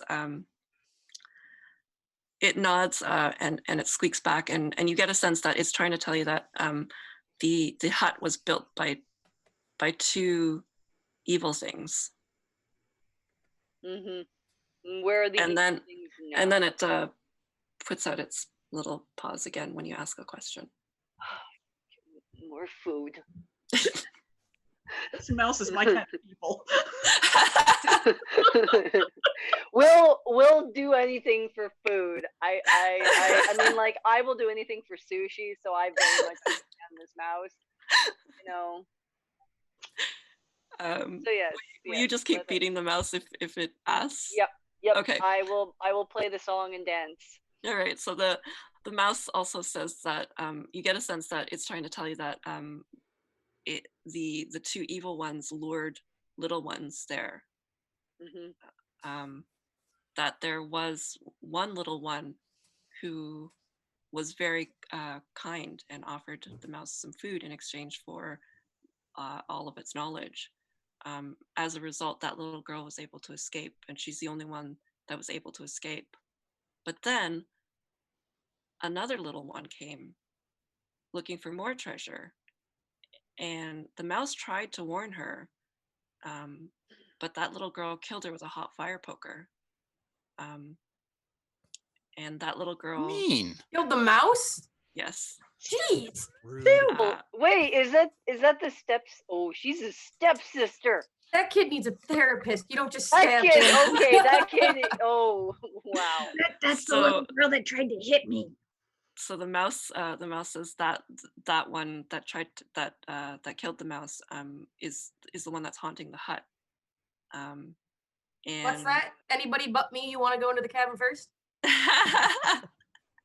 And then the last piece of information you can get from it is that the evil ones buried the bones of its victims in the riverbed nearby, and the mouse gets one more bit of food out of you, but doesn't have any more information. Yeah, we just you know, if you hadn't been killed with a hot fire poker, yeah. You would what? Nothing. It's a cute mouse, and I love and adore it. I'm kind of intrigued that, like, obviously this is where these evil demons had these kids, but now they're not here. I'm wondering why they had to move. Sort of thinking out loud on that. Well, it seems like we got to go ask the creepy girl in the cabin. I'll start walking over that direction. Okay. I'll trail the barbarian, and then I'll shout to Quill. Quill, I think you should take head on this one with maybe the barbarian will help you out. Of course. I will definitely watch from the doorway supportively.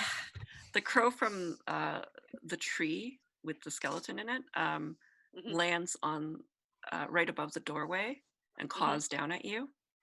And what is it saying? It is saying that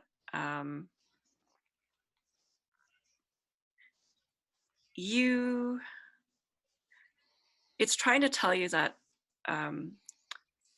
3 enter, 2 exit, and that for generations the crows in this area have watched these humanoid creatures steal fledglings, but they have no recollection of their faces, which you know is odd for crows because they have a really good facial recognition. Yeah. 3 enter, 2 exit. Oh, that sounds like magic. So, yeah, I'm gonna relay all of that. You're not here yet. They haven't been here with the little boy yet. But then where are they? They're not here yet, but they're gonna come here. We're here ahead of them, maybe. How did we get here ahead of them if they have poor time management skills? The crow caws and it tilts its head downstream. So we need to go downstream. No, so they're further down. I Well, think it seems like. Oh, go ahead. Oh, I was about to say, it seems like the crow's directing us to go downstream to get the child away from the demons. Yeah, maybe they start somewhere and end up here, and we could head. They're not here now, and it doesn't seem like anyone's been here for a while. Maybe they've moved. Or maybe we have to go get the magical axe out of the lake that defeats the demons. I was wondering because he said 3 enter, 2 leave. So if they came into the cabin with the kid and left without him, that means the kid is somewhere in the cabin. And when you were looking at the girl, you said there's there in a rug, and it seemed like there was something under the rug. So what if there's like a trap door or something underneath that rug? Oh yeah. All right. Send the turtle and the barbarian in. Nope. You're gonna head in? Sure. Sure. All right. You're a turtle? Turtle, yeah. Turtle, yeah. Oh. Yeah, we got a Excuse my weird accent. Turtles. What I I meant. love this party. We have a very lovely weird looking part. montage. All right. Goblin, So Furbolg. you see the same scene in here that our little sparrow saw. The ghost child is sitting on the straw mat. She's cowering. But this time when she looks up at you, she sees the two humanoids, and she just says, "You can't hurt me anymore." And I need you to roll for initiative. Of course. Of course. All of us, I'm assuming. Depends on who came in here. Wait, did the door shut? It's open. It was basically like I think there's like Okay. two Oh, shit. inside, and then two of us at the door, and then you guys are outside, kind of deal. Yeah. The grave cleric and the barbarian walk in. The door slams behind them. Oh no, boy. no. A brave cleric and a barbarian walk into a decrepit hut, and you won't guess what happens next. It's my Yeah, favorite no. joke. When you walk in there, the door was very it was collapsing. You did notice that there were like there was a way to bar the door at some point, but this again has not been touched in a very long time. So who's in the hut again? Yo. Will. Rutherford. Bressiford and Buford. Quill. What are your what did you get for your initiative? I got a 19. And I got an Authority. Buford got a 14. 14, 19. And what's the rest of the party doing at this point? Are you still outside, or did you? I think it was Quill. I think it was Yeah, Quill went Quilto and Rutherford that went in. Yeah. Oh, okay. I was going in as well. Okay. Quilto, what did you get as well? 8. Or I'm sorry, 8. 10. 10 is 10. initiative. Sorry, 10. 10. All right. So for now, I'm gonna get you in order here. So let's see, it's Bressiford, Buford, and Quilto. And then Raze was at the door, and I know Yeah. me and Scratcher were outside. Mhm. Okay. So Raze, you will probably hear what happens next. So I'll get you to roll in as well. What's your initiative? I got a 10 on the dot. What's your dex modifier? 0. And Quilto? 0. Yeah. Wisdom? 18. He is a lot wiser than I am. He can go first. The turtle Alright. can go before me. And I'll get Scratcher and Toffle to roll into, but you're going to come in a little later. That's fine. I got a 16. Natty 20. Woo! Wow. So when I do get involved, it's a 22. Nice. Nothing like using that first nat 20 on initiative. Yes. Yeah. Yeah. All right, so Bressiford, Buford, and Quilto, you are in here, and the ghost child, she looks up at you with these hollow eyes and says, "You can't hurt me anymore." However, Is she attacking? she looks like she's going to, but Bressiford, you are first in initiative. I know she's a small child, but damn, she's creepy. Yeah. I think that her not properly introducing herself and to guests inside of her home was very rude, and that drives me into a rage. Oh no. Okay. Oh boy. And then I will step forward and I will say, "Oh, creepy undead child, I will put you to your rest." Oh no. Well, Actually, you know what? I'm going to rage, and then I'm going to hold my action to attack if she comes up and attacks me. Okay. but I will step in front of the turtle so that I am providing a blockade of some sort. All right. Buford, what would you like to do? I will come up from behind them, and I see her kind of looking all fierce, and I hear what she says, and I'll say, we're not here to hurt you. No one's here to hurt you. And that's my action. Can you make a charisma persuasion check? Yes, I can roll one. I don't know if I can make one. That is going to be a 25. Oh, yeah. So the ghost girl, she calms down as she sees this motley crew in front of her and sort of squints her eyes at you and says, if you're not here to hurt me, then what are you here for? We're here to set you free. We're here to take the demons away. The demons, they never came back. I've been here a long, long time waiting.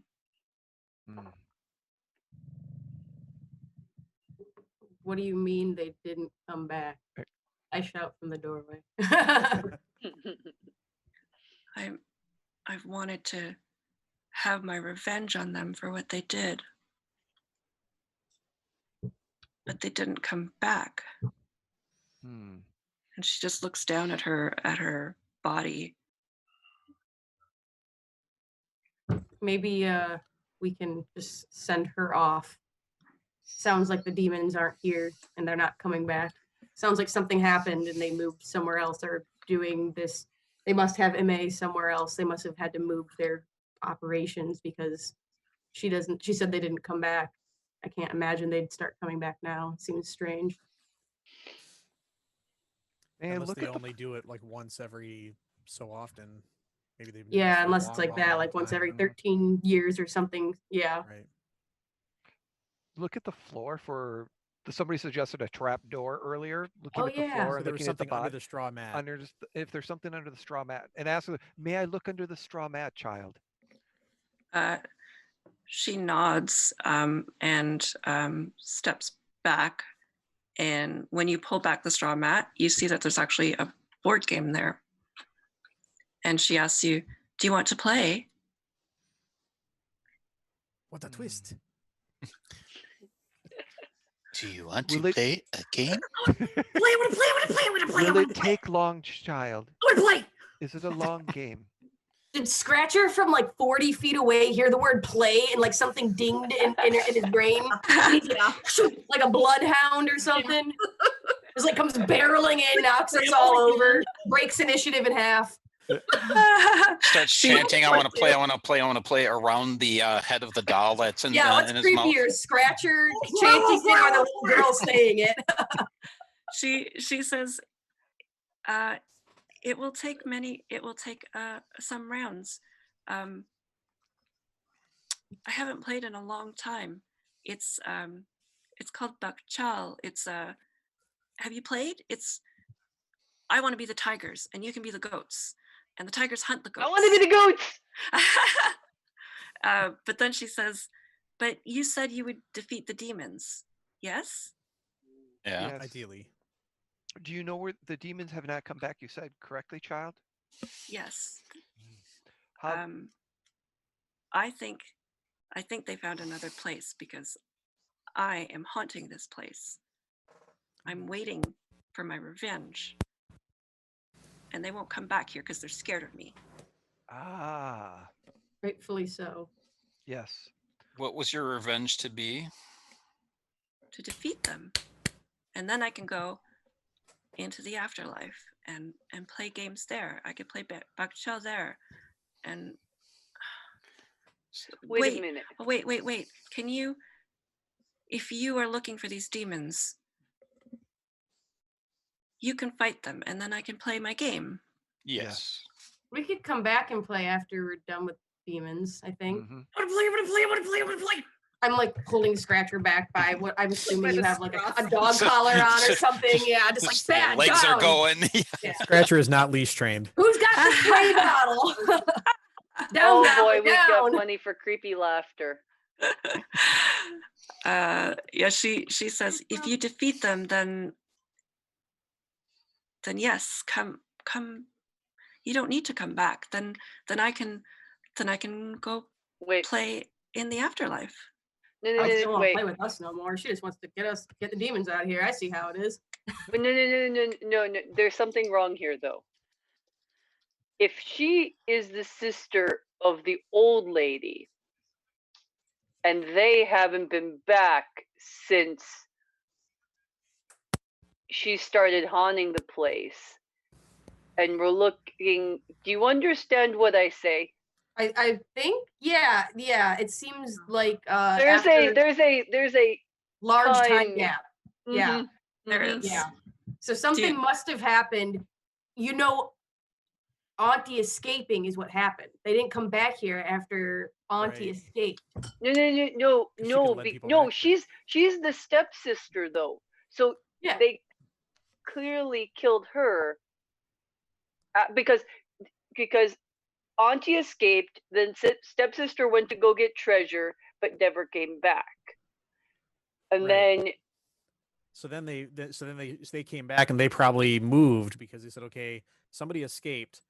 Now people are coming back here. We need to find a different place. To do this Yeah, at. yeah. So they probably killed her when they came back and then went and found a different place to do this. mhm. Is what we're thinking. Sounds like we need to go find Home Fort 2.0.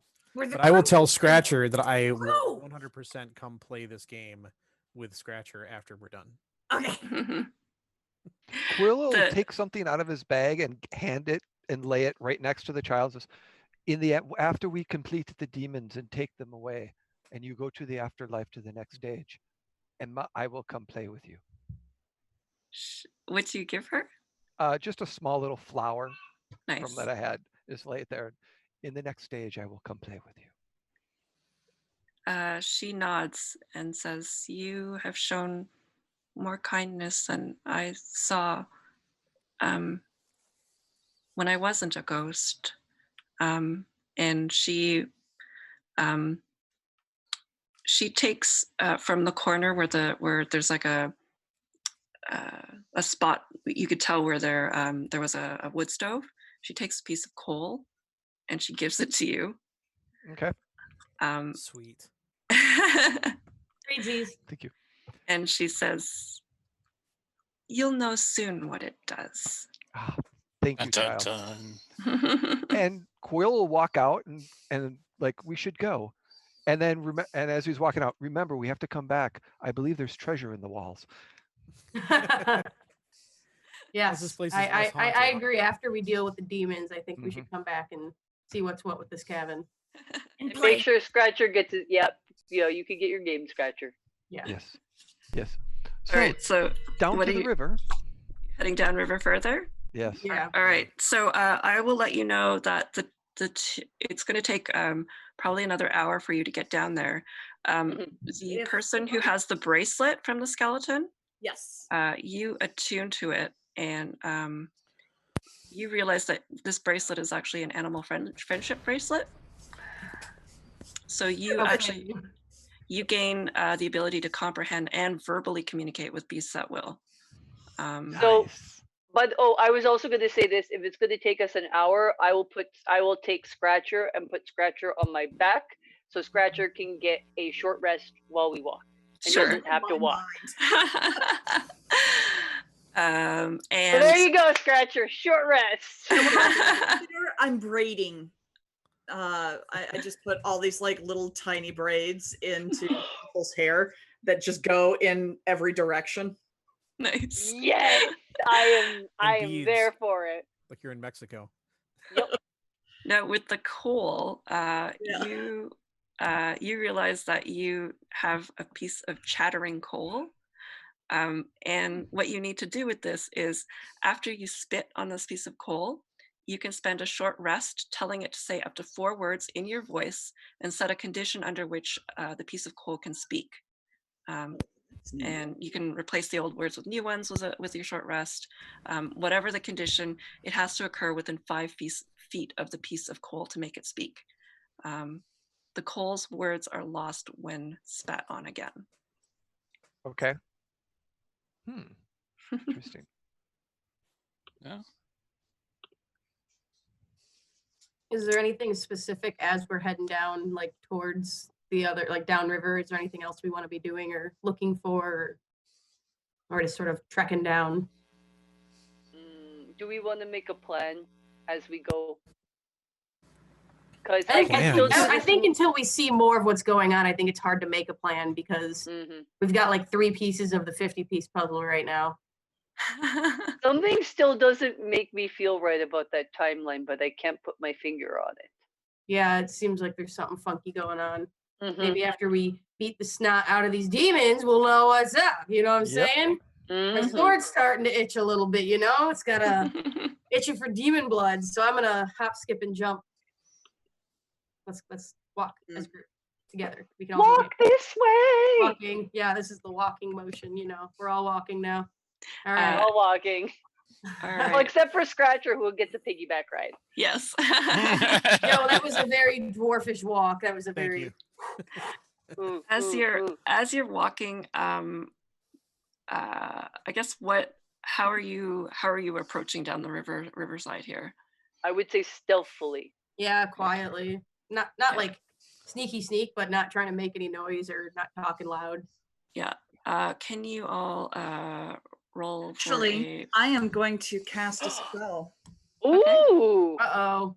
As we're walking, I am going to cast, I believe it's Spirit Shroud is the name of it, or Shroud of Spirit. Okay. Where is it? Shroud of Spirit. What is that? This allows everybody, a veil of shadows and silence radiates from me, masking us from detection. Everybody within 30 feet of me gets a +10 bonus to stealth checks and can't be tracked except by magical means. Oh, okay. Yeah. That's a We little leave bit behind no tracks or traces of our passage. Very cool. All right. So you head down the riverbed here, and eventually you actually come across another bamboo hut, but this one is freshly built. It looks similar in construction to the one that was by the skeleton tree. What would you like to do? Do we want to? I think we revamped that super sneaky plan we tried the first time around, since it's Mhm. with the rogue and the wolf going and doing rogue wolf stuff and kind of The bird. We- bird is better. The bird this time. We Yeah, do yeah. have an arcane eye. Ooh, we do. Oh yeah. We do have. We So want to arcane eye things instead. I'm just saying. yeah. Do That people seems see a it? lot less dangerous, to be honest with you. I like that idea a little bit more. So giving, who has it? You gave that one to me. didn't Yeah, I you? gave you that have- one to you, yes. So I'm actually looking like and offering it to anyone who would like it. Who wants? You do the honors, Quill. But I'm not very insightful. But You need to be a little bit more wise. Here. Oh, I was gonna. Yeah. Probably Scratcher's probably right. wise. Scratcher, please do the honors. And at this, I'm actually casting false life on myself in preparation of like something's going to go down. So Mm-hmm. All right. Scratcher pulls her doll out of her mouth and offers it to Quill and sticks the one he gave her into his mouth. Oh, that's lovely. Up. So you now have one that allows you to cast greater invisibility. And you. I activate the doll. Excellent. So, Raze, you may also want to invoke your Death Ward. Oh, that's a good idea. It does last for a long time. I'm glad that the barbarian is a heck of a lot smarter. Grace is just like totally oblivious. Yeah, I'll crack that like a glow stick. All right. So you're sending an arcane eye in? Yes. All right. Into the hut. Yes. All right. What you see inside the hut is a little boy. He is preparing food by a central wood stove. There's a little boy in there. He's Is he making alone? food. Is he alone? He is alone. He is? I don't see anyone else. They're right behind us. Does the hut look nearly identical to the other one we saw? Yeah. Yeah. Except it's new, like freshly built. Yeah, but newer. Cool. Well, not cool, but you know what I'm saying. This doesn't feel right. Where are they? We could try to send someone in and try to lure the boy out. Do you want me to go look? Do you want me to go look like I can disguise myself to go look like his friend? I think we should be honest with him. He's really scared right now. Is he scared? Maybe. I mean, I'd be scared if I was like 6 Does he and look at home with scared? mom and dad. He does not look scared. He looks like he's there of his own will. He looks actually kind of happy just puttering about in the kitchen. So that I asked last for a while, do you want to maybe like send it out to scout around in the woods and we'll just literally walk up and talk to the boy? You guys go talk to him and I'll scope the area around here. I'll keep you on my shoulders. Hey, what sort of protections do you think they've set up here like they did back there? I don't know. Does anybody have like detect magic or something? Could they maybe check and see if this place is warded in any way? Seems strange that they just leave the boy unattended if their whole bit's to like consume him or something. I mean, I can get rid of magic, but I can't tell if it's magic. I could detect traps by stomping through the area. Okay. If we want to take a short rest, I can detect magic. Wait! No, I got an idea. What? I can talk to a plant and ask what they've done. Okay. Plant? Wait. Or an animal. Is there a plant or an animal around here? No, there's a plant. There's definitely plant life around here. What do you ask? Let's say it's a fern. Plants.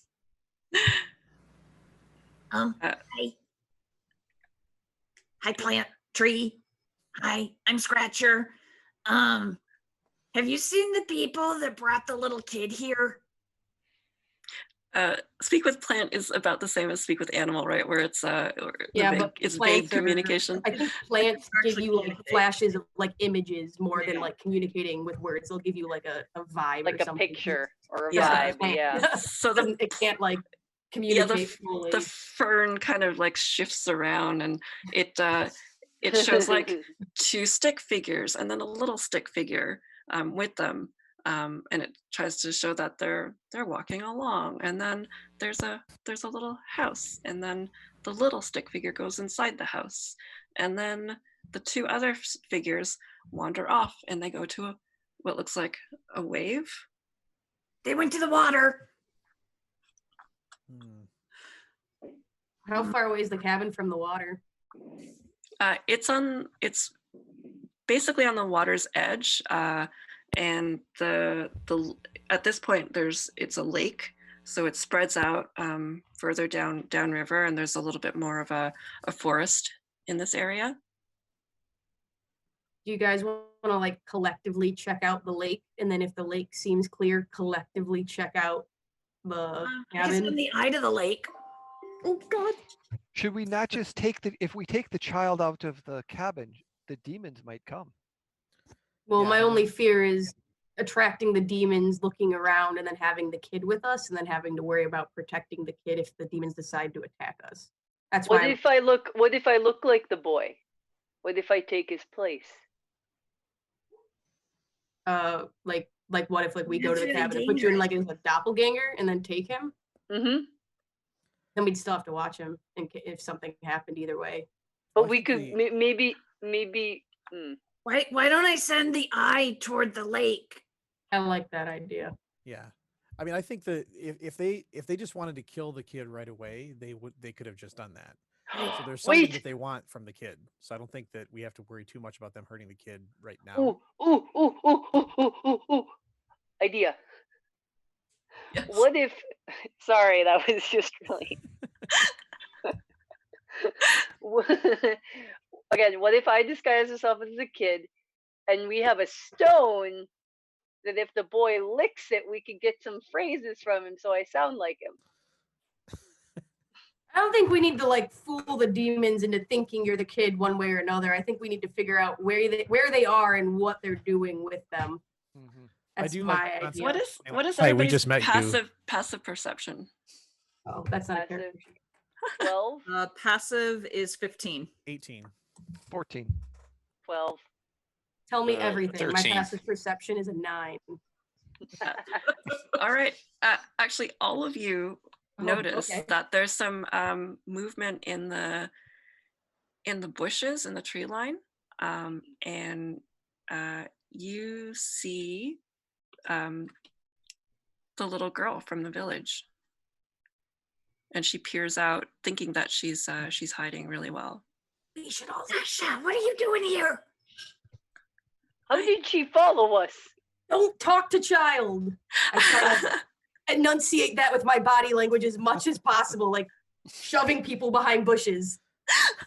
Don't interact with child. Wait and see what child does. I whispered. Okay. Violently Don't talk to the child. I don't want to violently whisper that because I don't know if the mic will actually pick it up. But I'm really loud, so I probably should have guessed that it would. She's just peering out, watching you, thinking that she's. We're not hidden in any way. We're just kind of standing there. Yeah. Quill actually looks over at her and speaks in Infernal. What are you doing here? Yeah. Really weird. What? And if in Infernal is like, you shouldn't be here if it's really you. So are you trying to intimidate her? Not intimidate, trying to. You want to know if it's actually the demons. Demon or the little girl, based off of the reaction to hearing Infernal. I guess make an insight check. All right. Does she seem to understand that language? Yeah, that's.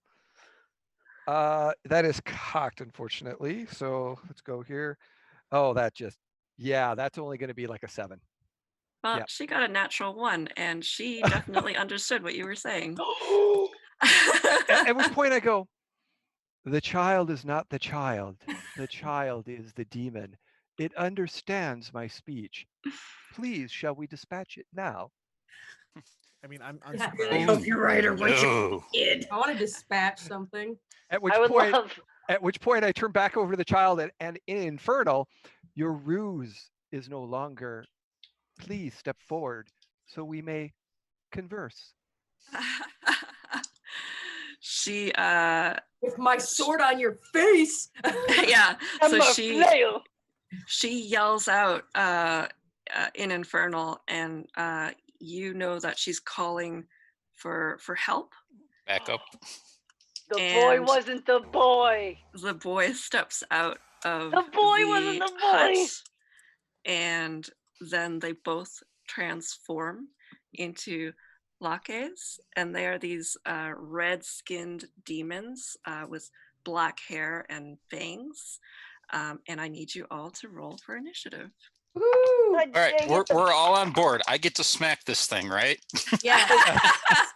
Everything can be smacked now. Everything is fair game. If it speaks Infernal and it's not a turtle, it's not our friend. All right, Scratcher, what did you get? It's a 10. Raise got a 14. Quilto? 13, excuse me, 13. Buford? 17. Brethaford? 17, because apparently we're the same character. What is going on? Okay, What what are your dex modifiers? His is higher. All right. Toffel? Dirty 20. All right, so put you back in order here. Toffel.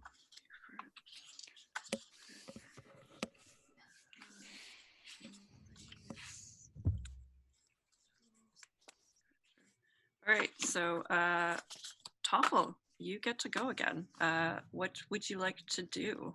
As these, so there's demons on either side of you at this point. One coming from the forest, one coming from the hut. How far away are both of them from me at this point? The one in the forest is closer, about 20 feet, and the one from the hut is more like 60 feet.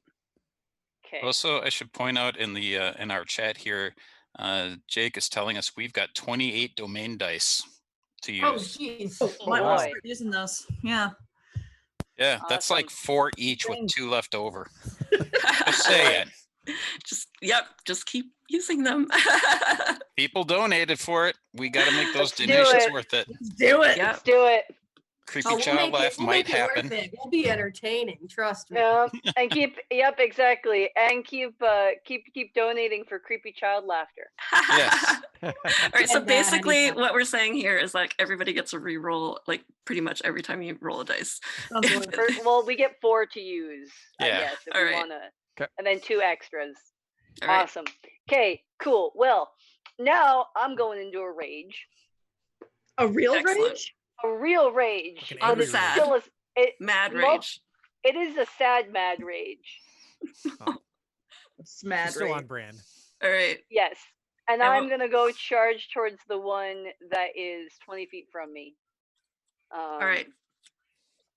And I am going to actually no, I'm gonna go towards the one that's 50 feet from us, or 60 Okay. feet you said, because I can get 50 feet, so I'm 10 feet from him.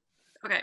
And I'm going to take out 2 hand axes, and one after the other just fling them at this demon. Okay. I'm gonna do it recklessly. Yeah, you are. Oh yeah, I am. So that's a 15. 15 does not hit. I'm gonna re-roll that. Gonna use one of my re-rolls. Yeah. That's still not gonna hit. Okay, second attack, second hand axe. An 18. That hits. Yeah, cool. So that's gonna be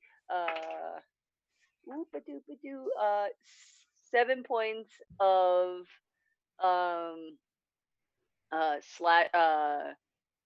slashing damage, piercing. No, slashing. It's slashing. Okay. What Um, kind of weapon are you using? hand axe. Okay. And then because if I use let's see here, where did it go? So no, I already used my bonus action rage. Never mind, we're good. I'm good. That's all I'm gonna do. Okay, so Done. when you hit Yep. this demon, you don't think that that damage did as much as you wanted it to. Great. Of course it didn't. So Buford, did you want to wait until I go so that there's somebody next to it for sneak attack? I'm a swashbuckler, so. Oh, it okay. doesn't Never matter. mind then.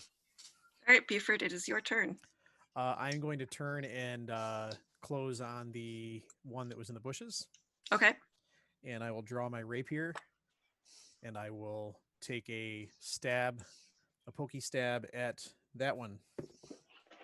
That is going to be a dirty 20, That Yeah. definitely hits. There you go. and that's with my swashbuckler sneak attack. 10, 13, 14, 15. It'll be for 21 damage. And this weapon is just a regular. No, it's a magical rapier +1. It is a magical one. Okay. Yes. So that does full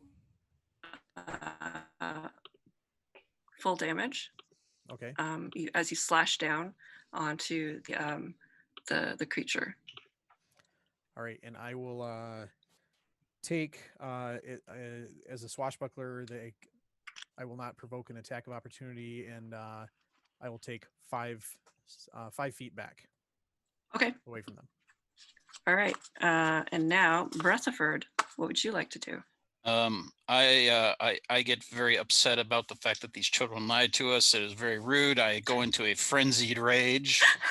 And Kids, then man. Kids, damn kids. I got your okay boomer for you right here.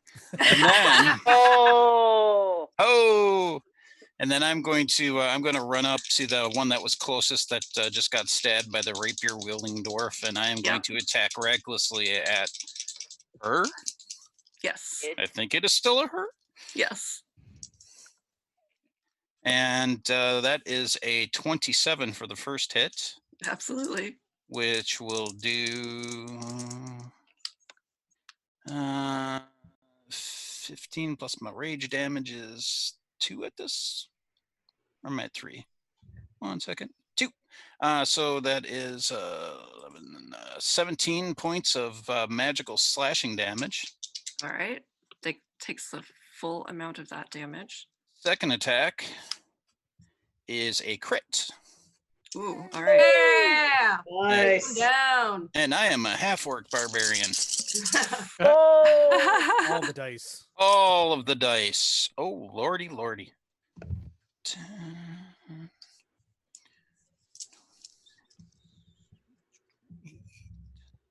That is 34 points of magical slashing damage. yes, get it. That's what I'm talking about. Yeah. All right. So get it. this lackey is looking very injured. That'll teach you to taunt us. And then I'll just stay up close and personal with her. All right.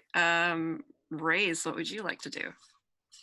I'm also gonna move up on the one that has taken a recent beating, and I'm going to attack with my magical longsword. Does an 18 hit? It does, yes. Okay, then both of my attacks are going to hit, and that's going to be 25 points of. I have 2 attacks, extra attack. It's gonna be, when I say 24 total points of slashing damage with my longsword. Is it still standing? What was? Wait, sorry. I missed the last number there. I hit it twice for 24 total. I have extra attack, so I can attack twice 24 by total. action. Yep. Yeah. And then I asked if it was still standing. It is still standing, Okay. but it is looking very, very, very weak, and it's like clutching at all of its wounds. Awesome. And can I blow do my you action have- surge and attack it twice again? Yeah. I like attacking things. Fighter gonna do the fighter thing. Will a 17 hit? Yes. Okay, so then both attacks will hit again, and that is a lot again. That's going to be 23 points of slashing damage this time, magical slashing damage. Oh, yeah, this one is destroyed. You can describe how you end the life of this lackey.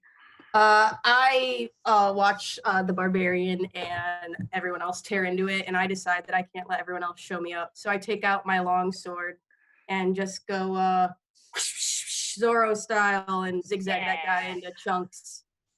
And then I do like a little dance like this over its corpse, because that's the kind of person Raise is. All right, so one of the demons has been defeated. The other one is going next, and it actually it sees that the tables have turned, and it's going to flee. So Toffel, you get an opportunity attack. I don't, because I'm not within 5 feet. I was Oh, that's 10 right. feet away. Yeah, you threw Yeah, those. You threw those weapons. Okay. I could only go the 60. lackey, I have want to do the lackey, away from. please down the river, down the lakeside, towards the water. What's his movement? Just 1 second here. Mhm. 30 feet. Okay. Before he gets out of my range, I do have an action to take on him. Okay. Go for it. I'm casting Moonbeam on him. Okay. Yeah. So I need a Constitution save from him. Wait, sorry, Quilto, do you want to do anything before sorry. we go to? Sorry, I thought I just was realized. last, sorry. So he. No, I forgot. Yeah. So he hasn't moved yet, or has moved? Has moved. Okay, so heading how 30 feet downstream. So how far am I, if I move 30 feet, will he be within a 30-foot range, or how far would he be from me? It would be 60 because we were 60 away to begin with, and then he moved 30. But if you move 30, you're Sorry, still my 60. Yeah. Internet is. Oh no! Uh-oh.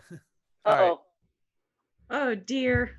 Oh no, we lost the He DM. keeps running, and he keeps running, and he keeps running. So if he's within 60 feet of me, Yeah. Oh It would no. be. okay, if Oh, he's she's within, back. you're back, great. So he's 60 feet, I move 30 feet. Yeah, my right? internet is just like. So I'll run as far as I can. I can move up to 30 feet. I'm hoping that he's within 60 feet, and I cast banishment on him. Okay. Yes. So yeah, basically what happened was he tried to take a dash action, which would have been 60. So he is still within. Oh no, wait, you were No, he so far wouldn't be. away He'd though. be at 9. He'd be at He'd 90. be at 90. Okay, so yeah, he's at 90 sorry. feet. Yeah. Oh yeah, because he didn't use his action to do anything. So yeah, he would have been able to dash. Yeah. Yeah, Yep, and yep. unfortunately, all my spells are like within a 60-foot thing. We could just like roll you turtle like after him. Get in your shell and I'll kick you. Indiana Yeah, Jones boulder, yeah, that's knock pretty him much. down. Rolling downhill. Full and a half shell. Yeah, there. Well, Actually, the only thing I can do is I'll move the 30 feet, cast guiding bolt on him, and yell at him and call him a coward, an infernal. So, all right. So roll to hurt his feelings. yeah, so 22. He's gonna need therapy after this. 22 points of damage. And oh, by the way, I'm casting this at I should have said which level I was casting at before I did, but I'm casting it at 3rd level, or I'm sorry. Okay. Yeah, 3rd level. So so it's going to be 66. Oh, 22. 66. Oh, that was not good. That was not good at all. That just went 15 So it's about the same as casting it at 1st level. 15 points. 15 All right. points. All right. So this flash comes down and injures the lackey as he's running away. But it was the insult that really hurt. It was, yeah, it really was. You can tell. Yeah. However, oh no, never mind. We are good. So Scratcher, you are now next. Yes. Casting Moonbeam. It's got 120-foot range on it. Yeah, absolutely. So I need a Constitution saving throw. All right. Con save. Did my chant work? Did he roll bad? 19 plus We could 4. use one of those 23. one of those He wonderful saved- dice he's to make like her to half the GM damage. roll. Yeah, I Oh, think we he can make it re-roll re-roll. that. Oh yeah, Yeah, I re-roll think he needs that. to- Rolls, yeah. Re-roll that beautiful bean footage. All right. So this is where it gets weird because this creature actually has magic resistance, so I would reroll twice. Yeah, I guess you'd re-roll it Yeah. again. I'm good with you using 2. All right. Cash 27 rerolls to make him auto fail. It's funny because it actually round up with the same results. So 20. I mean, 23. we've got these dice to burn. Let's do one. Reroll it again. 17. 17. One more time. 3rd time's the charm. 21. 21. Oh, all right. It's gonna DM take Cat, half can you damage. please roll on screen? I want to see those dice. That means it's going to take what would Half damage is still fine. Yeah. 19 points of damage. All right. So this moonbeam No, cracks. sorry, half of 29. 14. 14 points of damage. It's okay. Math is hard under pressure. I like bad math when it's bad math in your favor. I'm bad mathing. Oops. And I'm going to run after it as fast as I can. All right. And I'm maintaining sight of it. All right. Actually, Goblin Kate, you were actually on. I don't know if you actually got off of. I took you off my shoulders before this combat. I would have climbed down when I was doing the arc. Okay, I wasn't sure. I was gonna say if you wanted to be on my shoulders, that's an extra 50 feet. You don't have to move. It would be great, but I would. Okay, fair enough. All right. So what you see is the lackey is trying to make its way down the river, and you see an elderly couple bathing in the river in the lake. And Buford, it is back to the top. Oh wait, is that the top? No. Nope. Where did Toffel's card go? Toffel's the Where top. did Toffel's card go? That's okay. All right, there you are, Toffel.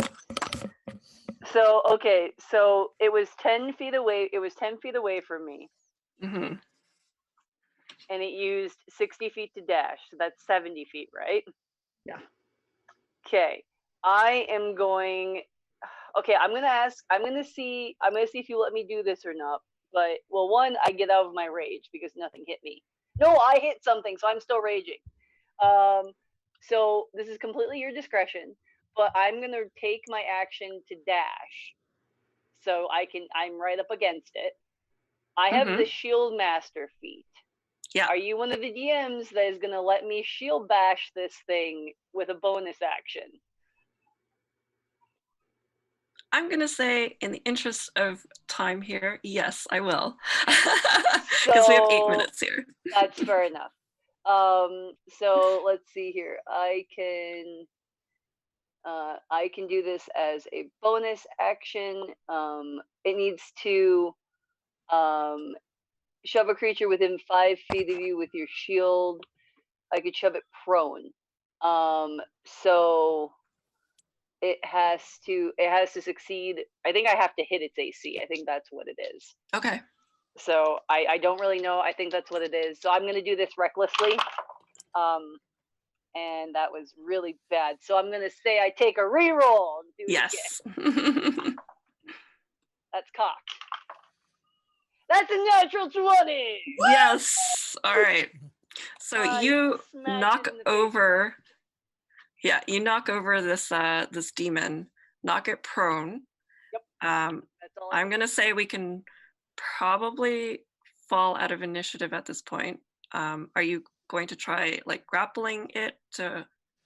If you allow me to attempt to grapple it, I will grapple it, but that's technically the amount of which I can do. Yeah, I'm just gonna say we're gonna fall out of initiative, and because I think the group is probably going to be able to grapple this. Yeah. This at creature. This point, they're going to be able to catch up. Yeah. I don't know. We murdered the other one in 6 seconds. This one might take 12. Oh, I like you. I'm here to stab things. What do you want to do with the creature once you've subdued it? I want to motivate it. I mean, look towards our Quill on top of it and cast banishment. Yeah, Quill, do your banishment. Well, before we banish it, put a knife to its throat and demand it tell us where the real child is. Oh yeah, that's probably a good idea. Yeah. Wait, that is kind of what we're here for. Yeah, like 6 collective intimidate checks to stab it if it won't tell us where it is. While this is going on, I'm watching that couple that's down in the lake because I have concerns. Yeah, they actually looked very concerned about what's going on the waterfront there. They're huddled together and like trying to get back onto the riverbed to get dressed because they were taking a bath in the river. I'm watching them. The goblin's being creepy again. And you successfully make these intimidation checks, and the lucky lets you know that you foiled their plans. Essentially, what had happened was they did go through town. They tried to trick the boy. The boy ran away, but then they found the couple, so they decided that they were going to pretend to be the little boy and get adopted by the couple. And so the couple downstream, like reverse psychology right there. So the couple downstream is the elderly couple who went through town. They legitimately were down on their luck looking for alms. Really did want to adopt. Well, really did think that EMA would have been a blessing in their younger lives. Mhm. And Sort of like a wrong time, wrong place kind of deal. yeah. I feel guilty for suspecting them now. I don't. Old people are suspicious. Everyone is People and kids. Then where's the boy? Yeah, old people and kids. Don't listen to them. And while you're at it, just like throw every other age in there. There's the little boy. If you spend some time investigating the area, you will actually find the little boy in the woods somewhere. He's holding on to his little felt doll. I sniff him. You sniff him and he smells like the little boy. It's definitely him. He explains to you that the only reason he was able to escape was because he listened to Auntie's stories and knew to listen to the animals. And even the little ghost mouse. Yes. And so he was able to escape, and he was basically the second child to be able to escape from these Lockies who have basically gone through this whole region. They spent their time going from village to village, and then spreading out when they came back, and that's why there was such a discrepancy between. Gap. Okay. Yeah. And then we came along. Yeah, and then we came along. Yeah. So remember, And kids, Quilto, I'm sure with the rerolls, we could very easily banish him back to his plane of existence. Oh yeah. Yeah, I'll sacrifice our remaining so that Quilto can like super banish. Do they roll over to the next group? Oh, they don't roll over to the next group.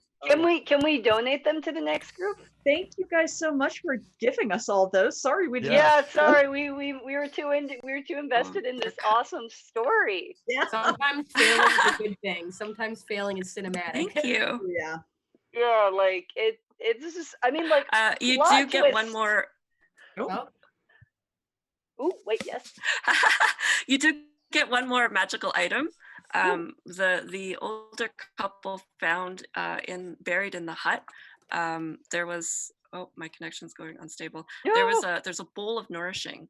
By placing a single grain of rice in the bone bowl, it produces enough Yomari dumplings to feed 5 humanoids. The food spoils if uneaten after 24 hours. Nice. Now I really want dumplings. I want dumplings too. Yeah, I gotta go, guys. I'm gonna go get some carry out. Yeah, let's go support our local restaurants now. Yes. Thank you so much for joining, for playing. This has been a real pleasure.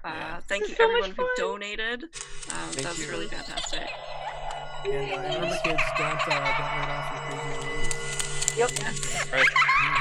We're Pay often attention to the creepy small children. Yep. Yeah, just attack them. Do we get enough to have the creepy small children laugh?